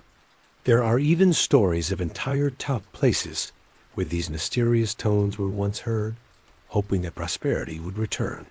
Spoiler, it rarely did. Animal cries had their own language too. If an owl hooted 3 times near your home, it was bad luck, especially if someone in the house was ill. Dogs howling at nothing? That was a warning of ghosts, or worse. One fringe belief held that if a blackbird sang before sunrise near your window, a secret would be exposed that day. That sounds kind of fun until you remember the average medieval secret involved either paternity, heresy, or food theft. There were also unusual weather, sounds people feared like thunder during a clear sky. This was called a witch's crack in parts of Germany, believed to mean a spell had just been cast nearby. Hearing it too often meant your village had been cursed, prompting rituals involving herbs, iron, and inexplicably smearing butter on door hinges. Yes, butter. Historians still argue whether this was symbolic, superstitious, or just one of many dairy-based defense mechanisms. Echoes, too, weren't just playful responses from nature. If your voice echoed back weaker than usual, it was said to be a warning. The forest or the hills weren't on your side that day. One especially odd superstition claimed that if you shouted your name into a canyon and the echo returned louder, it meant someone was speaking your name in anger far away. Echoes were not neutral. They reflected intent. And hearing one repeat what you never said, that was a sign to head home, fast. Even household noises weren't safe. A creaking floorboard at night, especially one that repeated over time, was considered a sign of a spirit pacing. Sometimes a friendly one, often not. If the sound shifted floors or stopped entirely when you tried to investigate, people believed the spirit was watching. In response, some families set out bowls of milk or salt on the threshold as peace offerings. Others just slept in pairs and tried not to think too hard. And then we come to the strangest of all, the phantom lullaby. Reported in several regions, especially near rivers or woods, people sometimes heard a soft melody at dusk, no words, just a tune, often sweet, almost always mournful. These sounds were said to lure wanderers, especially children or the elderly, into the forest. The superstitious avoided traveling at twilight for this very reason. If you heard it, you never followed it. You turned around immediately. And that brings us to you, standing there, in this whispering field under the sway of strange sounds. The world quiets again. For now, but you know better than to ignore the soft tap at your shoulder, or that distant shrill that sounds just like a voice, but isn't saying any words you can understand. Somewhere, something listens, and sometimes it answers. The wind rises gently now, tugging at your sleeves as if urging you to keep moving. The sounds behind you fade, but not completely. They linger like a song half remembered. You step onto a path flanked by crooked hedgerows, and overhead the stars blink lazily through patches of drifting cloud. You've walked among strange echoes and spectral cries. But tonight, we sink even deeper into the world of objects too cursed to keep, but too feared to destroy. Let's talk about things. Ordinary things. Buttons. Dolls. Shoes. Things you might leave on a shelf, tuck under a bed, or forget in a drawer, until they start to whisper. You reach into the folds of memory and find the tale of the sin-eater spoon. In certain parts of medieval Wales and the English borderlands, sin-eaters were hired to consume the sins of the dead. A meal, usually bread and ale, was passed over the corpse and then eaten by the sin-eater. That spoon was never to be reused, lest it transfer the soul's burdens to the next diner. One story tells of a child who accidentally used one such spoon for porridge. They never spoke again. Historians still argue whether sin-eating was real, symbolic, or both. Either way, you now understand why that drawer in Grandma's cottage always stayed locked. Another unnerving object. Dolls made from hair. Human hair was often saved, braided, or woven into memorial tokens, sometimes stitched into dolls as keepsakes. These weren't sinister at first. They were tokens of mourning, of love.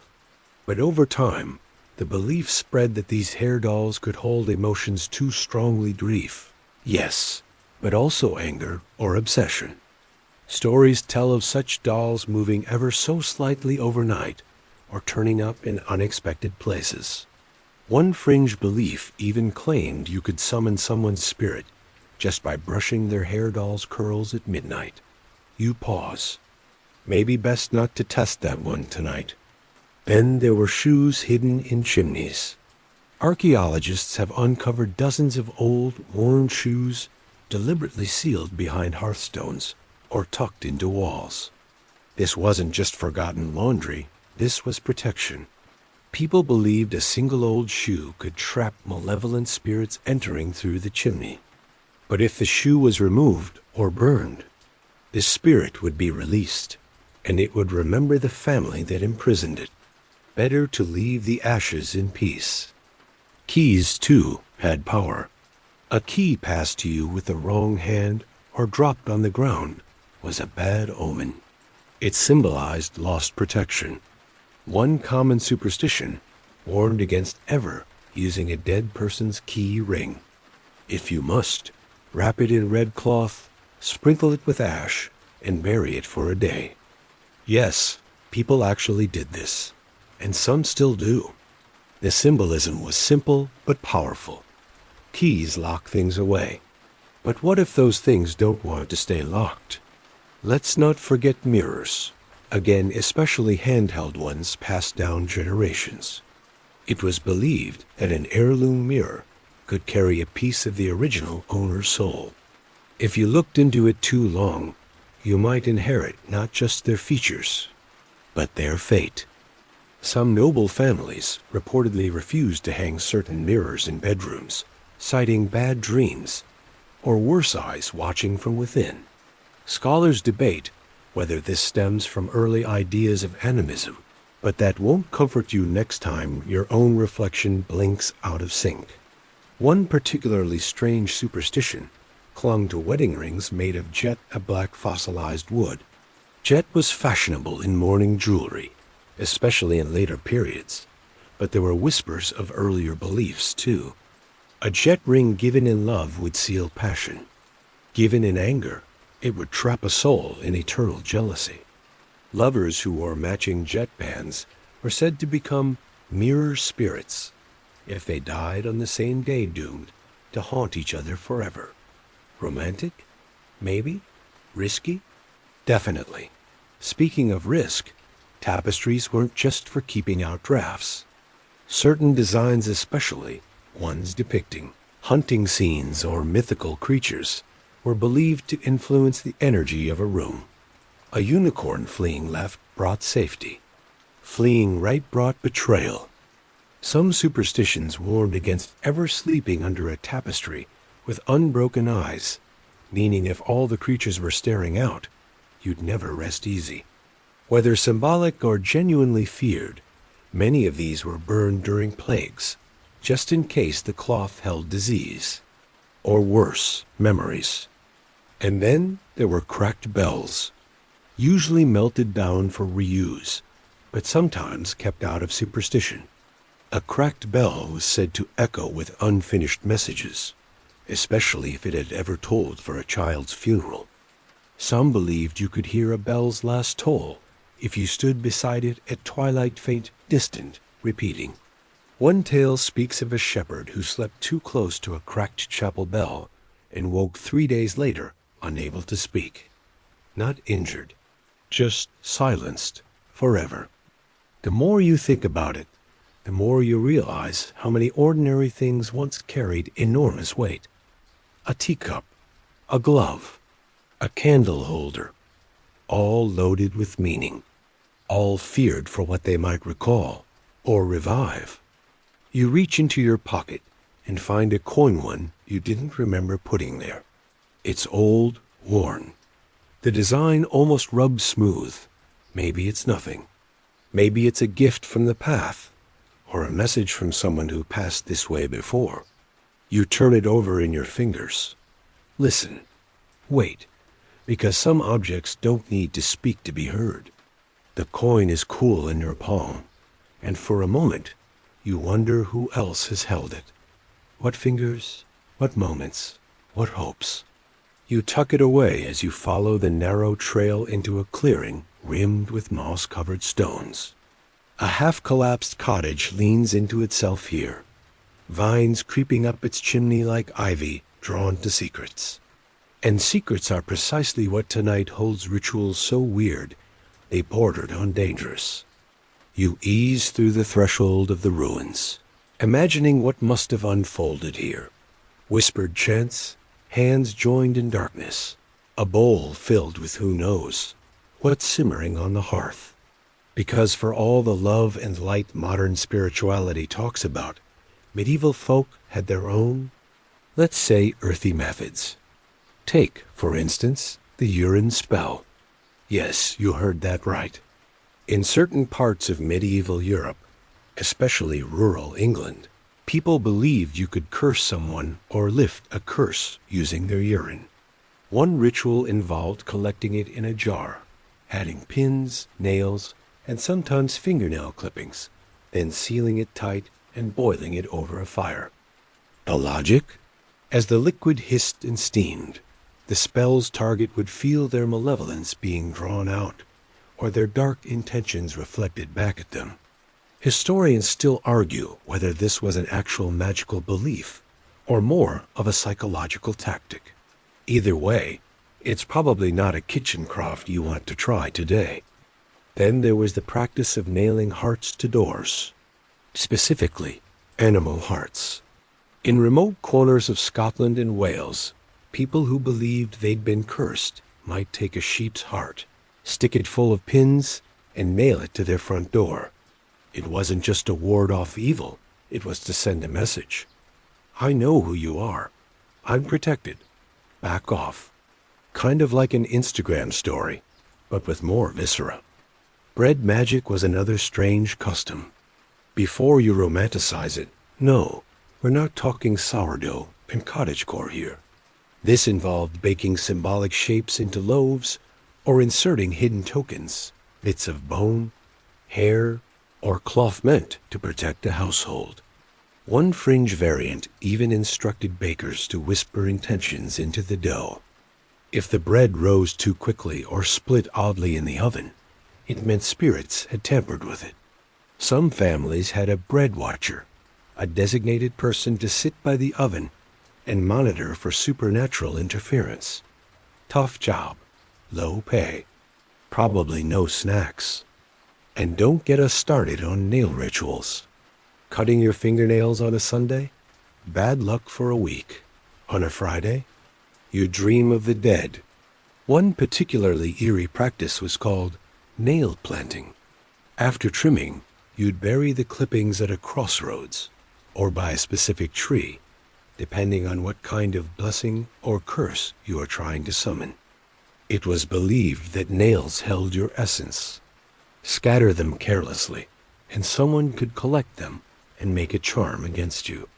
You might suddenly feel ill, forget your prayers, or lose the ability to speak in church. Coincidence? Maybe. Or maybe someone's out there with a pouch of your clippings right now. You pass a tree with ribbons tied around it.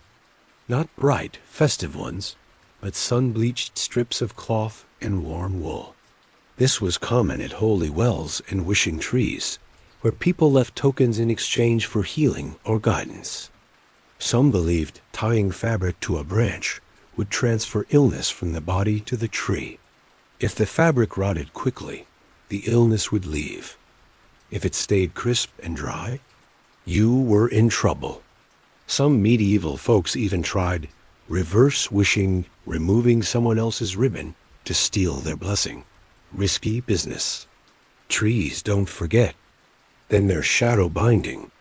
This one's less known, but wonderfully spooky. In certain Slavic traditions, it was believed you could trap a person's energy by nailing their shadow to a wall or door. This usually meant hammering something a nail, a knife, or even a feather into the spot where their shadow had just passed. It wasn't a death sentence, but it supposedly sapped vitality, made the victim sluggish, confused. A popular folktale warned never to rest too long in a stranger's home if a hammer hung near the door. You never know who's feeling mischievous. One of the strangest and most debated customs involved weighing souls literally. In some German towns, a dying person was placed on a scale before and after death. People believed the body would weigh slightly less upon death, not because of breath or blood, but because the soul had departed. Scholars still debate whether these reports were symbolic or misread natural causes, but it says something profound about how people grappled with the invisible. What's a soul worth? Apparently, a few grams.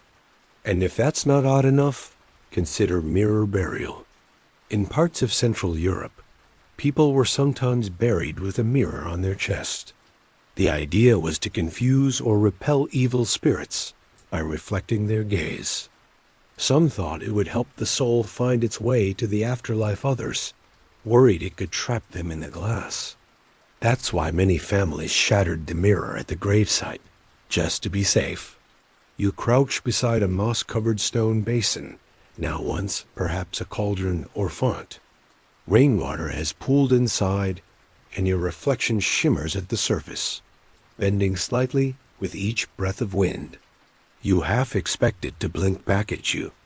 There's power in rituals, in the absurd, in the oddly specific. Whether it's fingernails under trees or salt rings on the floor, these customs gave shape to fear and control to chaos.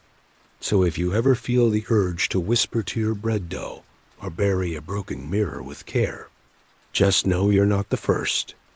The morning mist begins to lift as you follow a narrow lane flanked by crooked hedgerows, their twisted branches casting skeletal shadows in the dawn light.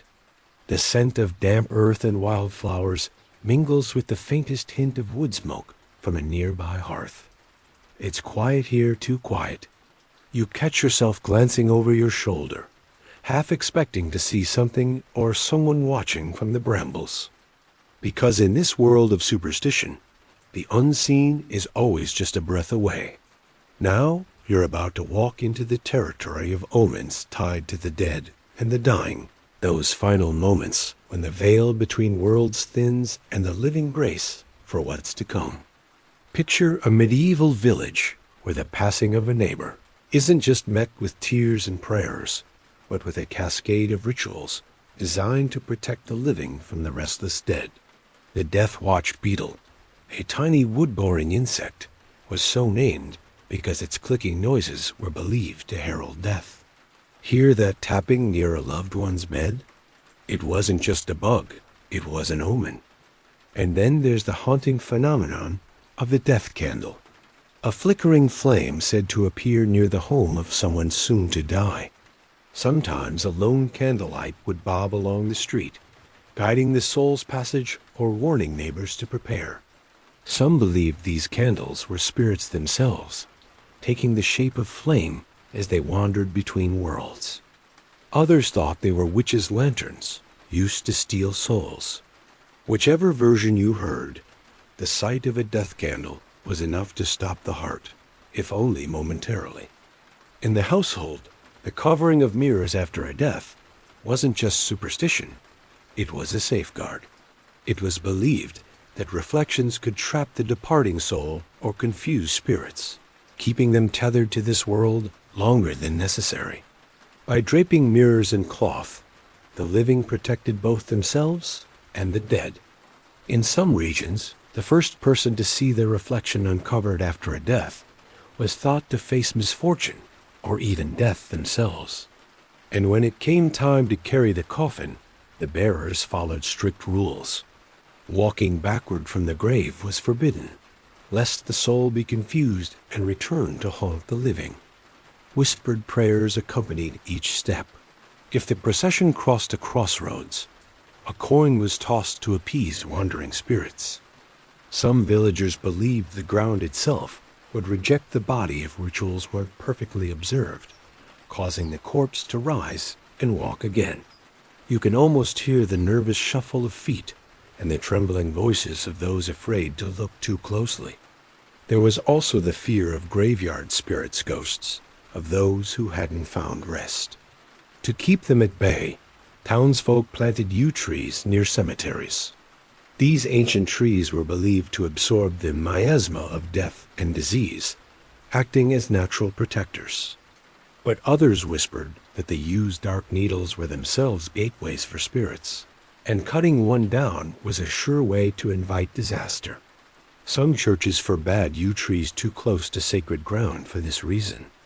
You might have heard the legend of the corpse candle, the eerie flicker of a ghostly light said to lead mourners to the gravesite or mislead them deep into the woods. Its appearance was considered a sure sign that someone was about to die. Villagers took to carrying bells or lighting additional candles, hoping to ward off whatever specter danced on the periphery. And then there were the death omens tied to animals. Dogs howling near a home meant an impending death. Cats sitting silently by a sickbed were considered watchers over the soul's journey. Some believed that birds circling above funerals were the spirits of the dead themselves, bidding farewell. A fox crossing your path at night during a wake? That was a bad omen. Death was close. You find yourself standing before an old wooden gate. The hinges creak as you push it open, and for a moment you swear you see a shadow flicker out of the corner of your eye. Maybe it's just a trick of the light. Maybe it's a reminder that in this world, the dead aren't always gone. As you walk on, you realize that death wasn't just an event, but a season one that touched every stone, every whispered prayer, every fearful glance. And superstition was its language, a way to make sense of loss and the mysteries beyond. In this twilight realm, where life and death entwined, every sound, every sight, every shadow could be a message. And sometimes it was better to listen.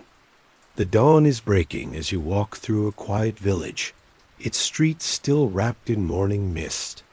The scent of fresh bread wafts from ovens, but the villagers move cautiously, eyes flickering to corners and doorways, as if expecting something unseen.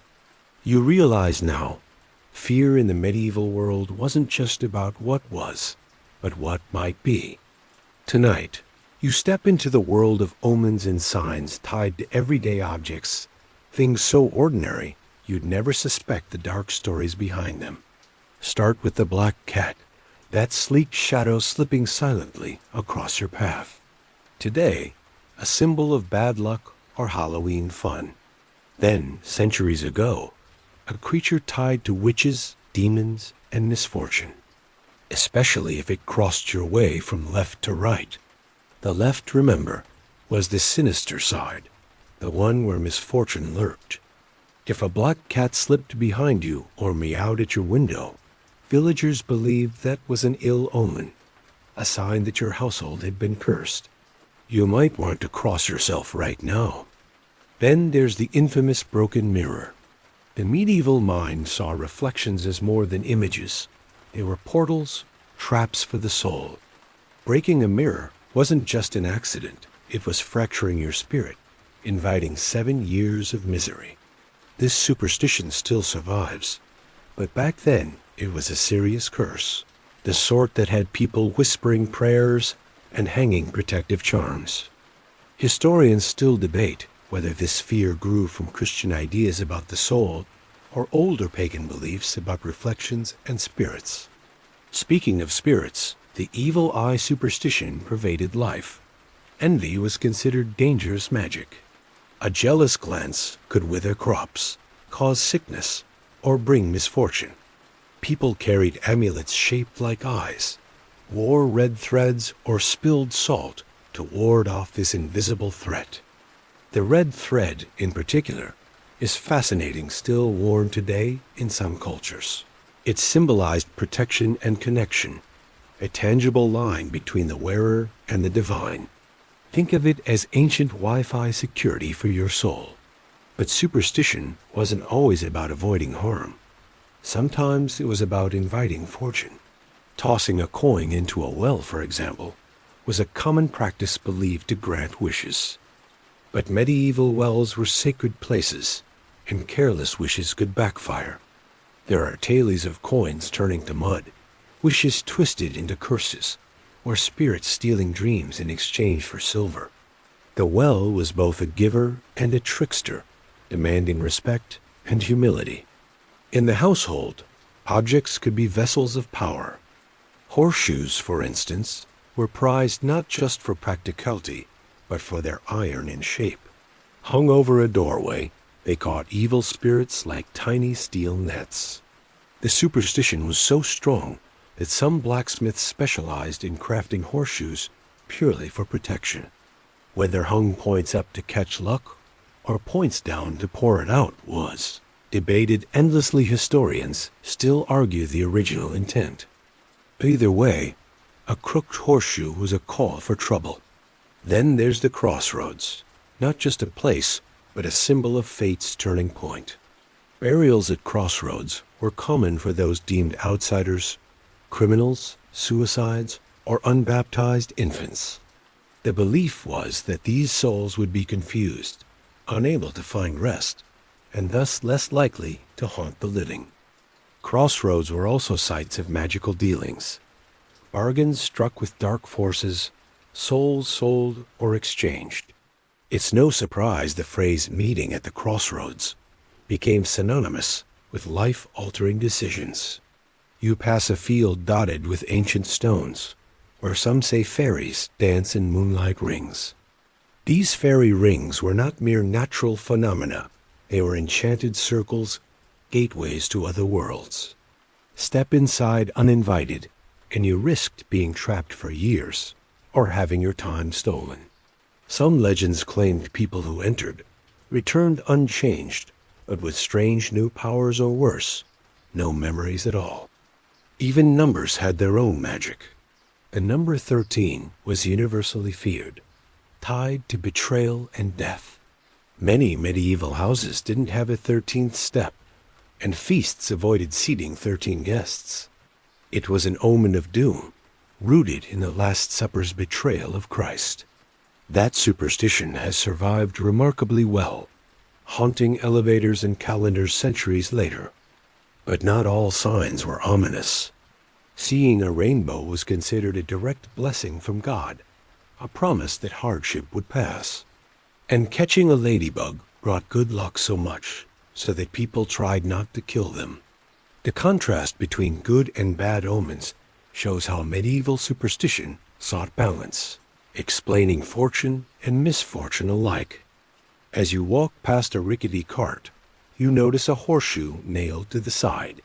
Someone took care, it seems, to ensure luck traveled with them.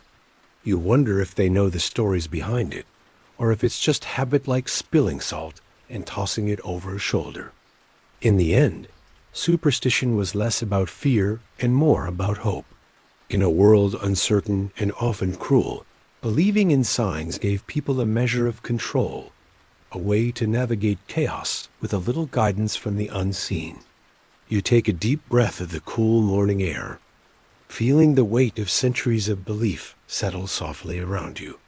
And you realize maybe there's magic in that, after all. The path you follow now leads you to a small village square, ringed by timber-framed houses whose wooden beams are etched with strange symbols, scratches, circles, and crosses that speak in a language older than words. Here, you begin to understand how superstition was not only a private affair, but a public one, woven into the very fabric of community life. Take the curious case of the witch bottles. These peculiar jars, sometimes buried beneath hearthstones or hidden in walls, were packed with hair, nail clippings, pins, and sometimes even urine. Their purpose? To trap malevolent magic sent by witches or jealous neighbors. If you believed your family was cursed, you didn't wait around. You created one of these bottles as a spiritual mousetrap. The pins inside were said to pierce the invisible threads of a curse, causing it to rebound on the caster. Historians still argue whether witch bottles were mostly folk remedies or a deliberate form of early magic warfare. Either way, finding one in the house today is enough to make an archaeologist's eyebrows shoot up. Community gatherings were steeped in superstition too. Festivals often began with protective rituals to keep away evil spirits and ensure good harvests. One such practice was the beating of the bounds, where parishioners would walk the boundary of their land, singing, chanting, and sometimes lightly striking the boundary markers with sticks. The noise and the movement were meant to drive away lurking spirits who might sow misfortune. Some villages had children carry their parents across streams or reburied talismans to renew their protective power, a kind of communal spiritual maintenance. At the market, you might hear whispers of animal trials, a strange medieval custom where animals accused of crimes, like theft or even murder, were put on trial. Pigs, rats, and even insects were dragged before magistrates, and if found guilty, punished or executed. These trials were thought to maintain divine order and remind the community of moral responsibility. You glance up at the sky as a raven circles above. Birds held tremendous symbolic power in medieval superstition. Ravens, with their black feathers and eerie calls, were often linked to death or battlefields. Yet, they were also considered messengers or guides for souls. Killing a raven was a terrible omen, inviting misfortune or even plague. Another vivid superstition centered around bells, especially those rung at specific times or events. Church bells weren't only calls to worship, but magical instruments to chase away evil. The ringing was believed to break spells, drive off demons, and purify the air. Bells were also rung at births, weddings, and funerals, marking transitions in life with protective sound. You notice a woman nearby tying a red ribbon around a child's wrist. The red thread was a potent charm against envy and the evil eye, believed to create a protective barrier around the wearer. This simple piece of cloth was thought to ward off curses and bad luck, a practice that continues in many cultures today. And then there's the role of food in superstition. Bread broken over a newborn's head was meant to ensure health and fertility. Salt sprinkled at weddings kept evil spirits at bay. Some believed that eating certain foods on specific days could affect your luck or health. Eating crab or lobster during summer was avoided, lest you catch bad luck. You step into a tavern, the air thick with smoke, laughter, and the clatter of wooden mugs. Even here, superstition reigns. Leaving your hat on the table was considered rude, but also risky. It might attract bad luck or invite spirits to sit in your place. Knocking on wood was a way to call upon spirits for protection. You feel the weight of all these customs, the jars buried in walls, the threads tied on wrists, the bells ringing in the distance. It's a world where every object, every sound, every gesture mattered, where superstition was survival, hope, and a way to make sense of the unpredictable. As the sun dips low, casting long shadows across the village, you realize that superstition wasn't just about fear.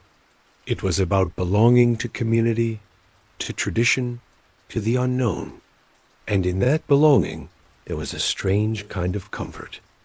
As sun dips low behind distant hills, painting the sky in hues of burnt orange and deep purple, you find yourself standing before a towering ancient oak, the kind that seems to pulse with silent memories and forgotten prayers.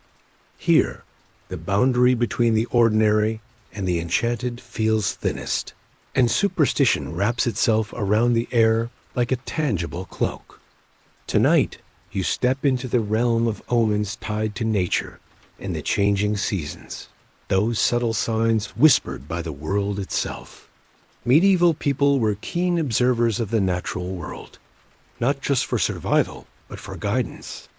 A swallow's flight, for example, wasn't merely a summer greeting. Its timing, direction, and behavior foretold everything from harvest fortunes to the likelihood of war. Then there's the red sky, immortalized in the rhyme, red sky at night, shepherd's delight. Red sky in morning, shepherd's warning. This was more than folk wisdom. It was practical meteorology wrapped in superstition. Medieval farmers relied heavily on these signs to plan planting and harvesting, believing that ignoring them invited disaster. The blooming of certain flowers also carried weighty meaning. The sudden appearance of evening primrose was thought to signal approaching storms or bad weather. The oak tree, sacred to many, was a symbol of strength and endurance, but it also bore warnings. A tree that split naturally was often seen as a sign of impending death or calamity in the community. Cutting down an oak without proper rituals could bring a curse. Seasons themselves were ceremonies. The winter solstice, the longest night of the year, was a time thick with ritual. Fires were lit to bring back the sun, and homes were decorated with evergreens to ward off evil spirits. One curious tradition involved rolling burning wheels down hillsides, flaming hoops, symbolizing the sun's descent and rebirth. Spring was no less fraught. The first rain after planting was celebrated as a blessing, while drought brought frantic prayers and offerings to saints or old gods. The transition from winter to spring was a liminal time, ripe for magic, mischief, and miracles. Some believed that walking barefoot on Easter morning would cleanse you of all winter's ailments. Animals, too, played their part. The first crow of the year was a messenger good or bad, depending on region. Frogs croaking loudly were welcomed as harbingers of rain. But if a hedgehog crossed your path, you'd better stop and spit 3 times. It was believed this act could deflect bad luck and prevent misfortune from following you. Even the moon's phases influenced daily life. Full moons were times of power, madness, and mystery. It was said that the full moon amplified magic, made animals wild, and brought out hidden truths. New moons were moments for reflection and quiet spells, while the waning moon was ideal for banishing curses or illness. One particularly charming superstition involved moon water. People would collect water from wells or rivers under a full moon and use it for healing, blessing crops, or protection against evil. It was believed that this water held the moon's magic, ready to infuse anyone brave enough to use it. But nature's signs weren't always positive. An early frost could doom an entire year's harvest, sparking anxiety and ritual preparation. Some villages performed weather magic, singing, dancing, or even sacrificed to appease elemental spirits and coax the sun back. You pause by a cluster of wildflowers, bluebells, said to be associated with fairy realms. It was believed that picking a bluebell could trap a fairy's blessing or curse. Walking through a bluebell field was considered dangerous, as fairies might whisk you away for a night or a lifetime. As dusk deepens, you feel the pulse of ancient rhythms, the earth breathing in time with the seasons, the stars, the wild creatures. These signs were more than superstition. They were lifelines in a world where uncertainty ruled. And as you prepare to rest beneath the spreading oak, you understand that nature was the oldest storyteller, whispering secrets to those who dared to listen. The scent of damp earth and pine drifts through the chill night air as you step cautiously into a dense forest where shadows twist and lengthen beneath the flickering glow of lanterns. Somewhere deep in these woods, villagers gather around a roaring fire, chanting prayers to keep dark forces at bay. You feel the weight of centuries pressing in a world where every sound, every movement, every breath holds meaning. And tonight, you're about to explore the strange, tangled web of death-related superstitions and rituals that defined how people faced the inevitable. Death was everywhere in the medieval world. Plague, famine, war, it was a relentless shadow stalking daily life. And superstition was the language people used to make sense of it all. First, consider the ritual of covering mirrors after death. It wasn't just superstition, it was protection. People believed mirrors could trap the soul of the deceased or confuse spirits, preventing them from wandering back into the living world. Sometimes mirrors were turned to the wall or draped with black cloth. You can imagine the eerie silence that followed a death, with reflective surfaces subdued as if mourning alongside the family. There was also the belief that the clock should be stopped at the moment of death. Time, after all, marked a person's life. Stopping the clock symbolized the end of their journey. If the clock wasn't stopped, it was said the soul might linger, trapped between moments, unable to move on. In some regions, the death watch beetle held ominous significance. Its faint ticking sound was believed to herald impending death, especially when heard near a sick person's bedside. It was nature's eerie hourglass, marking time until the inevitable. You pause, hearing a soft howl in the distance, a dog perhaps. Dogs howling near a home where someone is dying was taken as a sign that the spirit was preparing to depart. Some believed dogs acted as guides for the soul, comforting or even ferrying it to the afterlife. Another chilling tradition was the death candle. This faint flickering light, often seen near the home of someone about to die, was believed to be the soul itself or a spirit guiding the passage. Seeing a death candle was cause for solemn preparation, final prayers, gathering family, and readying for loss. Funeral processions carried their own customs. The coffin bearers were forbidden to walk backward for fear of confusing the soul or inviting it to return. Crossing a crossroads with a coffin required special rites to prevent spirits from becoming lost or malevolent. Coins were sometimes thrown at the crossroads to appease spirits or guide them on. And in the graveyard, the yew tree stood as both protector and symbol of death. Believed to absorb poisonous miasma from the earth, it guarded the living from the corruption of decay. Yet cutting down a yew was considered a grave offense, capable of bringing curses or misfortune. People also believed in ghostly visitations, the spirits of the dead returning to warn the living. These apparitions were not always malevolent. Sometimes they appeared to offer guidance or to settle unfinished business. But seeing one often meant that death was near, or that a curse had been laid. In the home, people placed salt crosses or iron objects by the bedside to protect the dying from evil spirits. Salt purified and iron repelled. This combination was a spiritual security system, an ancient firewall against dark forces. Even the placing of a mirror over the deceased's face was significant. It was thought to trap their spirit, preventing it from becoming restless or vengeful. Sometimes the mirror was used to prevent the soul from being claimed by demons.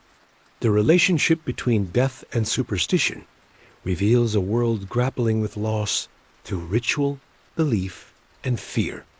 Every gesture covering a mirror, stopping a clock, burying a coin, was a thread in the tapestry, holding together the fragile bridge between life and what comes after. You turn from the graveyard and step lightly back into the night, carrying the echoes of prayers and the weight of centuries on your shoulders. In this place, death is never just an end, it's a beginning, wrapped in mystery and guarded by superstition. As you leave the shadowed graveyard behind, you find yourself at the edge of a village where the houses huddle close, their timber frames sagging under the weight of countless winters. The air is thick with the smell of burning wood and herb sage, rosemary, and something wilder, less identifiable. Here, superstition stretches its roots deep into the rhythms of daily life. coloring the ordinary with hints of the extraordinary. You notice a woman kneeling outside her doorway, scattering salt in a wide circle. Spilling salt wasn't just clumsy, it was an omen of bad luck. Tossing some over the left shoulder was believed to blind the devil waiting behind, but even the act of spilling carried consequences. Salt was sacred, a symbol of purity and preservation, and wasting it was an offense not just to your household, but to the cosmos. Nearby, a child wears a red ribbon tied tightly around the wrist. This simple piece of cloth served as a powerful charm against the evil Io look believed to cause illness or misfortune through envy or malice. The red thread, still seen today in many cultures, was a protective barrier, a reminder that unseen forces watched over the vulnerable. As you move through the village, you pass a smithy where a horseshoe hangs above the door. Iron, forged by fire and hammer, was thought to repel evil spirits and witches. The shape of the horseshoe was symbolic, believed to capture and hold good luck. There was debate over whether it should hang with points up to catch luck or points down to pour it upon those entering. An argument that historians note reflects broader, regional variations in belief. In the marketplace, you overhear gossip about omens in dreams, visions believed to reveal truths, warnings, or blessings.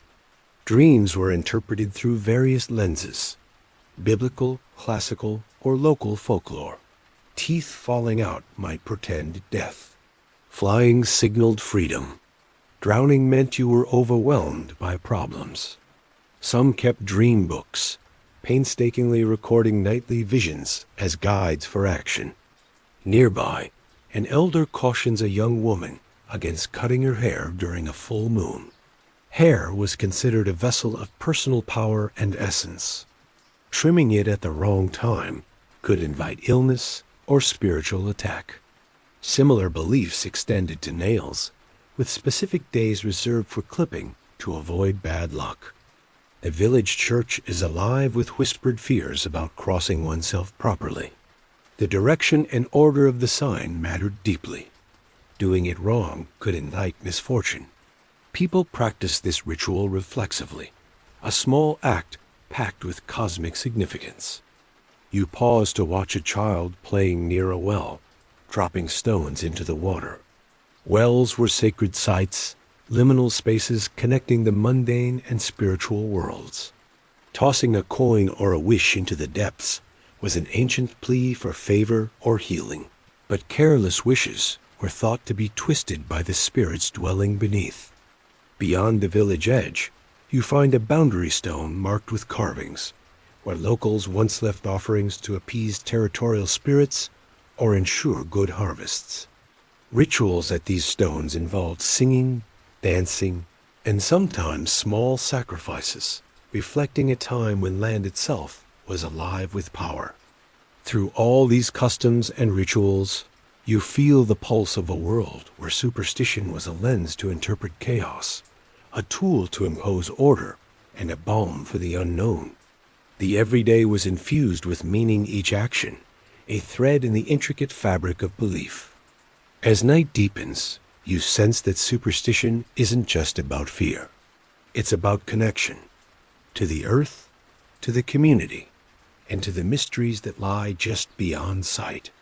You breathe deeply, feeling the ancient rhythms settle around you, and step forward ready to follow superstition's path, wherever it leads next. The faint glow of dawn begins to soften the night's grip as you find yourself approaching a small chapel, its stone walls weathered and softened by centuries of wind and prayer. The churchyard is quiet, but the weight of countless souls seems to linger in the air, wrapping around the graves like an invisible shroud. Here, you step into the world where superstition and religion intersected, sometimes uneasily, sometimes seamlessly. Medieval churches were more than places of worship. They were centers of spiritual power and superstition. For instance, holy water wasn't just a blessing. It was a potent ward against evil. Sprinkling it around the home, over children, or on sick beds was believed to protect against witches, demons, and illness. Some households kept small bottles hidden in secret compartments, ready for emergency use. Then there were relics, fragments of saints' bones or items they once touched, which drew pilgrims from far and wide. These relics were believed to channel divine power, healing the sick and protecting the faithful. Touching a relic was an act of faith and a plea for mercy.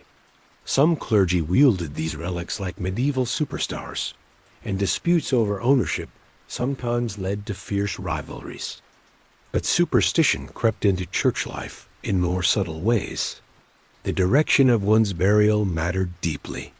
Bodies were often laid to rest facing east, symbolizing the resurrection and the coming of Christ. Deviations were thought to invite spiritual unrest.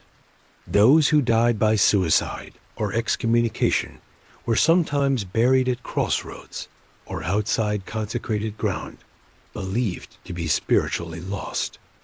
Inside the church, candles held more than light. The way they burned, flickering, sputtering, or dying early, was read as a sign. A candle that burned steadily meant divine favor. One that suddenly went out? Beware! Some rituals involved lighting a candle at a saint's shrine and watching its flame to receive answers or warnings. You notice a group of villagers making the sign of the cross meticulously. The order: forehead, chest, left shoulder. Right shoulder was essential. Incorrectly crossing oneself was thought to invite bad luck or spiritual harm. It was a small but powerful act, a daily armor against unseen forces. Then there's the curious custom of touching the church's holy door, an entrance often bricked up and only open during special years or pilgrimages. Passing through it was believed to grant indulgences, remission of sins, and spiritual cleansing. The church's architecture itself was laden with symbolism, number of steps, arrangement of windows, and the carvings on the door frames, all woven with protective and instructive meaning. Even the fonts used for baptism held superstitions. The water within was thought to carry the power to wash away original sin and protect the baptized child from evil. Some parents carried small amounts home, using it to sprinkle around the house or protect livestock. You spot a small cross etched into a wooden beam in the chapel's corner, likely a witch mark, carved to keep malevolent spirits from entering. These symbols, sometimes simple crosses or elaborate geometric patterns, were common in medieval buildings, blending Christian faith with folk magic. The lines between sacred and superstitious were often blurred. In the churchyard, you find a solitary stone etched with mysterious symbols, an apotropaic mark meant to ward off evil. Such marks appear across Europe in churches, homes, and barns. Their exact meanings are lost to time, but their purpose was clear: protection. As you leave the chapel, the bells toll softly in the morning air, echoing centuries of prayers, fears, and hopes. You realize superstition and faith weren't separate realms, but intertwined threads in the tapestry of medieval life, each helping people navigate a world both seen and unseen. The village awakens around you, its heartbeat steady and strong, buoyed by ancient beliefs and the quiet courage of those who lived by them. You step out of the chapel's shadow and onto a narrow lane where children chase one another with laughter, echoing against the stone walls. But even in their play, superstition lurks woven into games, gestures, and everyday moments, shaping childhood itself. Imagine a medieval child playing Ring Around the Rosie, a seemingly innocent circle game. Today, it's often sung without much thought, but some historians suggest its origins are linked to the plague, with references to symptoms and death. Others argue it's just a rhyme, cheerful and devoid of menace. Historians still debate whether children's games preserved dark memories or simply evolved independently. but the shadow of superstition is hard to shake. Then there are the countless childhood rituals designed to protect the innocent. When a child was born, the baptismal bell was rung to ward off evil spirits and announce the arrival of new life. Midwives sometimes carried small charms or amulets made from silver or iron to keep the baby safe from the evil eye, a curse thought to be cast by jealous or malevolent glances. Children were also taught to avoid certain days for cutting hair or nails, lest they bring bad luck or illness. Some believed that a child's first tooth should be buried to ensure future health and beauty. And if a baby hiccuped repeatedly, a whispered prayer or a pinch on the nose was thought to stop a spirit from tickling them. Games themselves could be magical. Tossing a horseshoe or spinning a top were not just diversions. They were seen as ways to test fate or invoke protection. A child who lost a game might be thought to have temporarily lost their luck or favor. But not all superstition was protective. Some rituals were meant to detect or ward off witches or changelings, fairy children swapped for human babies. If a child behaved unusually or fell ill, families might conduct tests like placing the baby near a fire or observing its reactions to certain herbs. It sounds cruel now, but for medieval parents, it was a desperate attempt to explain suffering in a world without modern medicine. And then there were the fears surrounding sleep. Children were warned not to fall asleep near open windows or doors, lest spirits slip inside. Some parents hung sprigs of rosemary or garlic over cradles. Others recited prayers or incantations to protect dreams.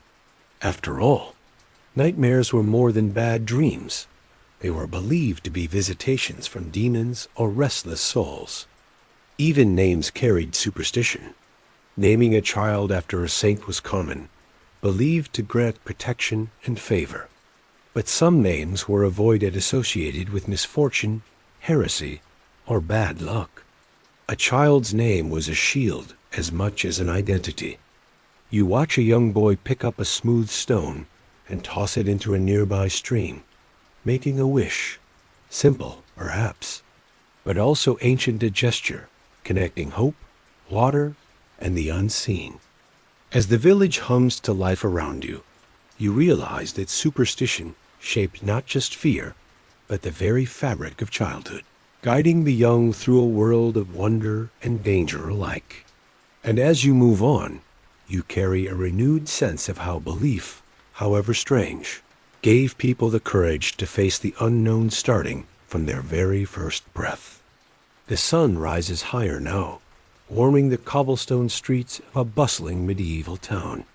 Merchants set up their stalls, street performers ready their acts, and life pulses with a vibrant energy.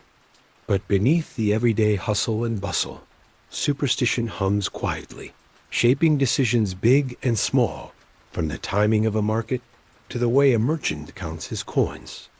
In medieval commerce, numbers weren't neutral. Certain numbers brought fortune, others spelled doom. The number 7, for example, was sacred, tied to creation and divine order.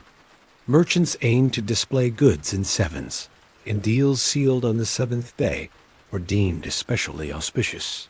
Conversely, the number 13 was shunned. Any transaction involving it was viewed with suspicion. Sellers might refuse to make a deal on the 13th of the month, and buyers avoided paying sums totaling 13 coins. The superstition's hold was so strong that some medieval ledgers simply skipped the number. Beyond numbers, merchants guarded themselves against bad luck with amulets and charms. A small pouch of herbs tied to a purse was common, believed to protect wealth from theft, both earthly and supernatural. Silver coins were prized not only for their value, but for their protective qualities. Many thought that silver could ward off evil spirits, a belief that influenced trade practices and coin minting. But superstition also crept into daily routines. Dropping a coin while counting was an ill omen. It signified loss or theft. To counteract this, people developed rituals like spitting lightly on the dropped coin, or picking it up with the right hand and turning it 3 times clockwise. Whether these actions did any good was less important than the comfort they provided. Trade routes themselves were marked by superstition. Travelers avoided crossing bridges on Fridays, fearing accidents or misfortune. They carried protective tokens like iron nails or small crosses, often blessed by priests before departure. Some believed that the spirits of the land could interfere with caravans, so offerings were left at crossroads or shrines along the way. In the marketplaces, vendors also observed superstitions about luck and fate. A cat crossing one's path might prompt a stallholder to rearrange goods or change prices, hoping to reverse the omen. Dropping bread while setting up a stand could warn of poor sales. Some merchants would knock on wood before opening, a gesture now embedded in modern-day customs. Contracts and deals often included ritualistic elements. Witnesses might invoke saints or swear oaths upon relics, lending a spiritual weight to agreements. Breaking such promises wasn't just a legal matter, but a spiritual offense, thought to bring curses or divine retribution. You pause to watch a blacksmith hammering iron, the rhythmic clang echoing through the street. Iron was the backbone of both commerce and superstition, its strength seen as a shield against dark forces. Every horseshoe, every nail forged carried a whisper of protection. As you wander deeper into the town's heart, you glimpse a group of townsfolk gathered around a storyteller. He recounts tales of curses laid upon greedy merchants, bargains with demons, and fortunes won or lost to unseen hands. His words are woven with superstition and history, a reminder that, in medieval times, the line between the two was often blurred. In the marketplace's pulse, you see how superstition wasn't just about fear or magic. It was about trust, security, and hope in a world where fortunes could change with the wind. And in this delicate dance of belief and commerce, people found a way to navigate uncertainty with a little faith and a lot of caution. The late afternoon sun casts long shadows as you wander towards a modest farmhouse perched on a rolling hillside. The scent of fresh hay and herbs fills the air, mingling with the distant sound of bells and the steady lowing of cattle. Here, among the fields and barns, superstition wove itself tightly into the fabric of rural life, guiding not just how people lived, but how they worked, cared for their animals, and prepared for the unknown. Take the care of livestock, for instance. Cows were vital sources of milk, leather, and labor, but also incredibly vulnerable to misfortune. If a cow suddenly refused to give milk, villagers didn't just chalk it up to illness or diet. No, it was likely the work of the evil eye or a curse. Remedies ranged from the practical herbal infusions to the peculiar, like tying a horseshoe around the cow's neck or carving protective symbols into the barn doors. Some farmers would even bury small charms beneath the animal's stall, hoping to catch and trap malevolent forces. And then there were the barn cats. Not just pest controllers, these cats were considered guardians of the farm's spiritual health. A cat's behavior, whether it purred calmly or hissed wildly, was read as a barometer of the farm's luck. Killing a barn cat, even accidentally, was a grave offense believed to invite misfortune or disease. Historians still argue whether this belief was rooted in practical pest management or a deeper spiritual connection. Farmers also observed weather superstitions closely. A sudden rainbow after planting signaled a good harvest. A flock of crows settling nearby was a bad sign. One famous belief involved the thunderstorm on St. Swithin's Day. If it rained on July 15th, it would continue for 40 days, spoiling crops and spirits alike. Gardening and planting were equally ritualistic. Seeds were sown on specific days or phases of the moon to ensure robust growth. Planting onions or garlic at night, for example, was often avoided to prevent poor yields or bad luck. Farmers sometimes performed seed blessings, simple prayers, or charms to coax fertility from the soil. Harvest time, far from a mere chore, was a spiritual occasion. People would leave the last sheaf uncut as the corn spirit, ensuring that the farm would be protected through winter. This sheaf might be fashioned into a figure, sometimes called a harvest doll or corn mother, and kept through the year as a talisman. Animals themselves were steeped in superstition beyond their practical use. A black hen laying white eggs, or a cow with unusual markings, might be seen as touched by the supernatural. People kept close watch for strange behavior, believing that animals could sense evil or impending doom. Some farmers believed that giving a calf or lamb a name protected it from being stolen by fairies or changelings. Even everyday farm tools carried magical associations. Scythes were not only blades but symbols of life and death, their sweeping arcs thought to cut away evil as well as crops. Some believed that a scythe left outside overnight could summon spirits, while others hung charms on their handles to protect themselves during harvest. As the sun dips below the horizon, you watch a farmer scatter salt around the threshold of a barn. Salt, with its purifying and preservative properties, was a universal protector used on floors, windowsills, and around animals to keep malevolent forces at bay. You realize that in the rhythm of rural life, superstition was as vital as the seasons themselves. It was a language spoken through rituals and symbols, a way to hold the unpredictable world steady, and a reminder that in every ear of grain, every hoof beat, there was a story waiting to be told. And as darkness falls, you feel the hum of those ancient stories settling softly into the earth beneath your feet.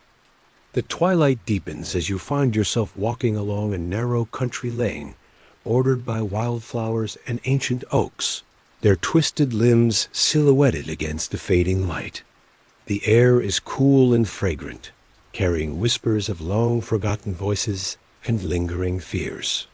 This is the final stretch of your journey through the labyrinth of medieval superstition, a world where belief and uncertainty dance together in an endless, restless waltz. Here, superstition was not just a collection of isolated customs, but a living, breathing force shaping every moment from dawn till dusk. As you walk, you recall the many signs, rituals, and stories of the evil eye and death candles, of witch bottles and red threads, of omens written in the flight of birds and the crackle of fire. You remember the fear of the number 13, the sacred dances around crossroads, the power held in everyday objects like shoes hidden in walls or salt spilled across thresholds. You feel the pulse of ancient fears around mirrors and shadows, and the ever-watchful presence of nature's omens, the swallows, the ravens, the howling dogs. But beyond the fears and warnings lies something else, a profound human desire to understand, to protect, and to hope. Superstition was, in many ways, a language of connection, a way to reach out across the uncertainty of a harsh world and say, I am here. I am not alone. You think of the villagers who lived by these beliefs, whose lives were intertwined with the unseen threads of fate and spirit. They sought comfort in rituals, courage in charms, and meaning in signs.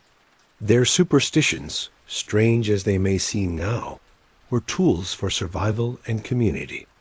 And as the night wraps around you like a soft, familiar blanket, you realize that the old world's mysteries are not so far removed from our own. Perhaps we, too, seek patterns in the stars, solace in small rituals, and whispers of hope in the quiet moments. Now, as you lay your head down, let the stories fade gently into dreams. Feel the ancient night breathe around you calm, vast, and tender. Know that the unseen has always been with us, shaping our fears and our hopes alike. Sleep well, traveler. You have journeyed far through the shadowed paths of superstition. The world is quiet now. Let it hold you safe. Now dim the lights, maybe turn on a fan for that soft background hum, and let the gentle night carry you into restful sleep.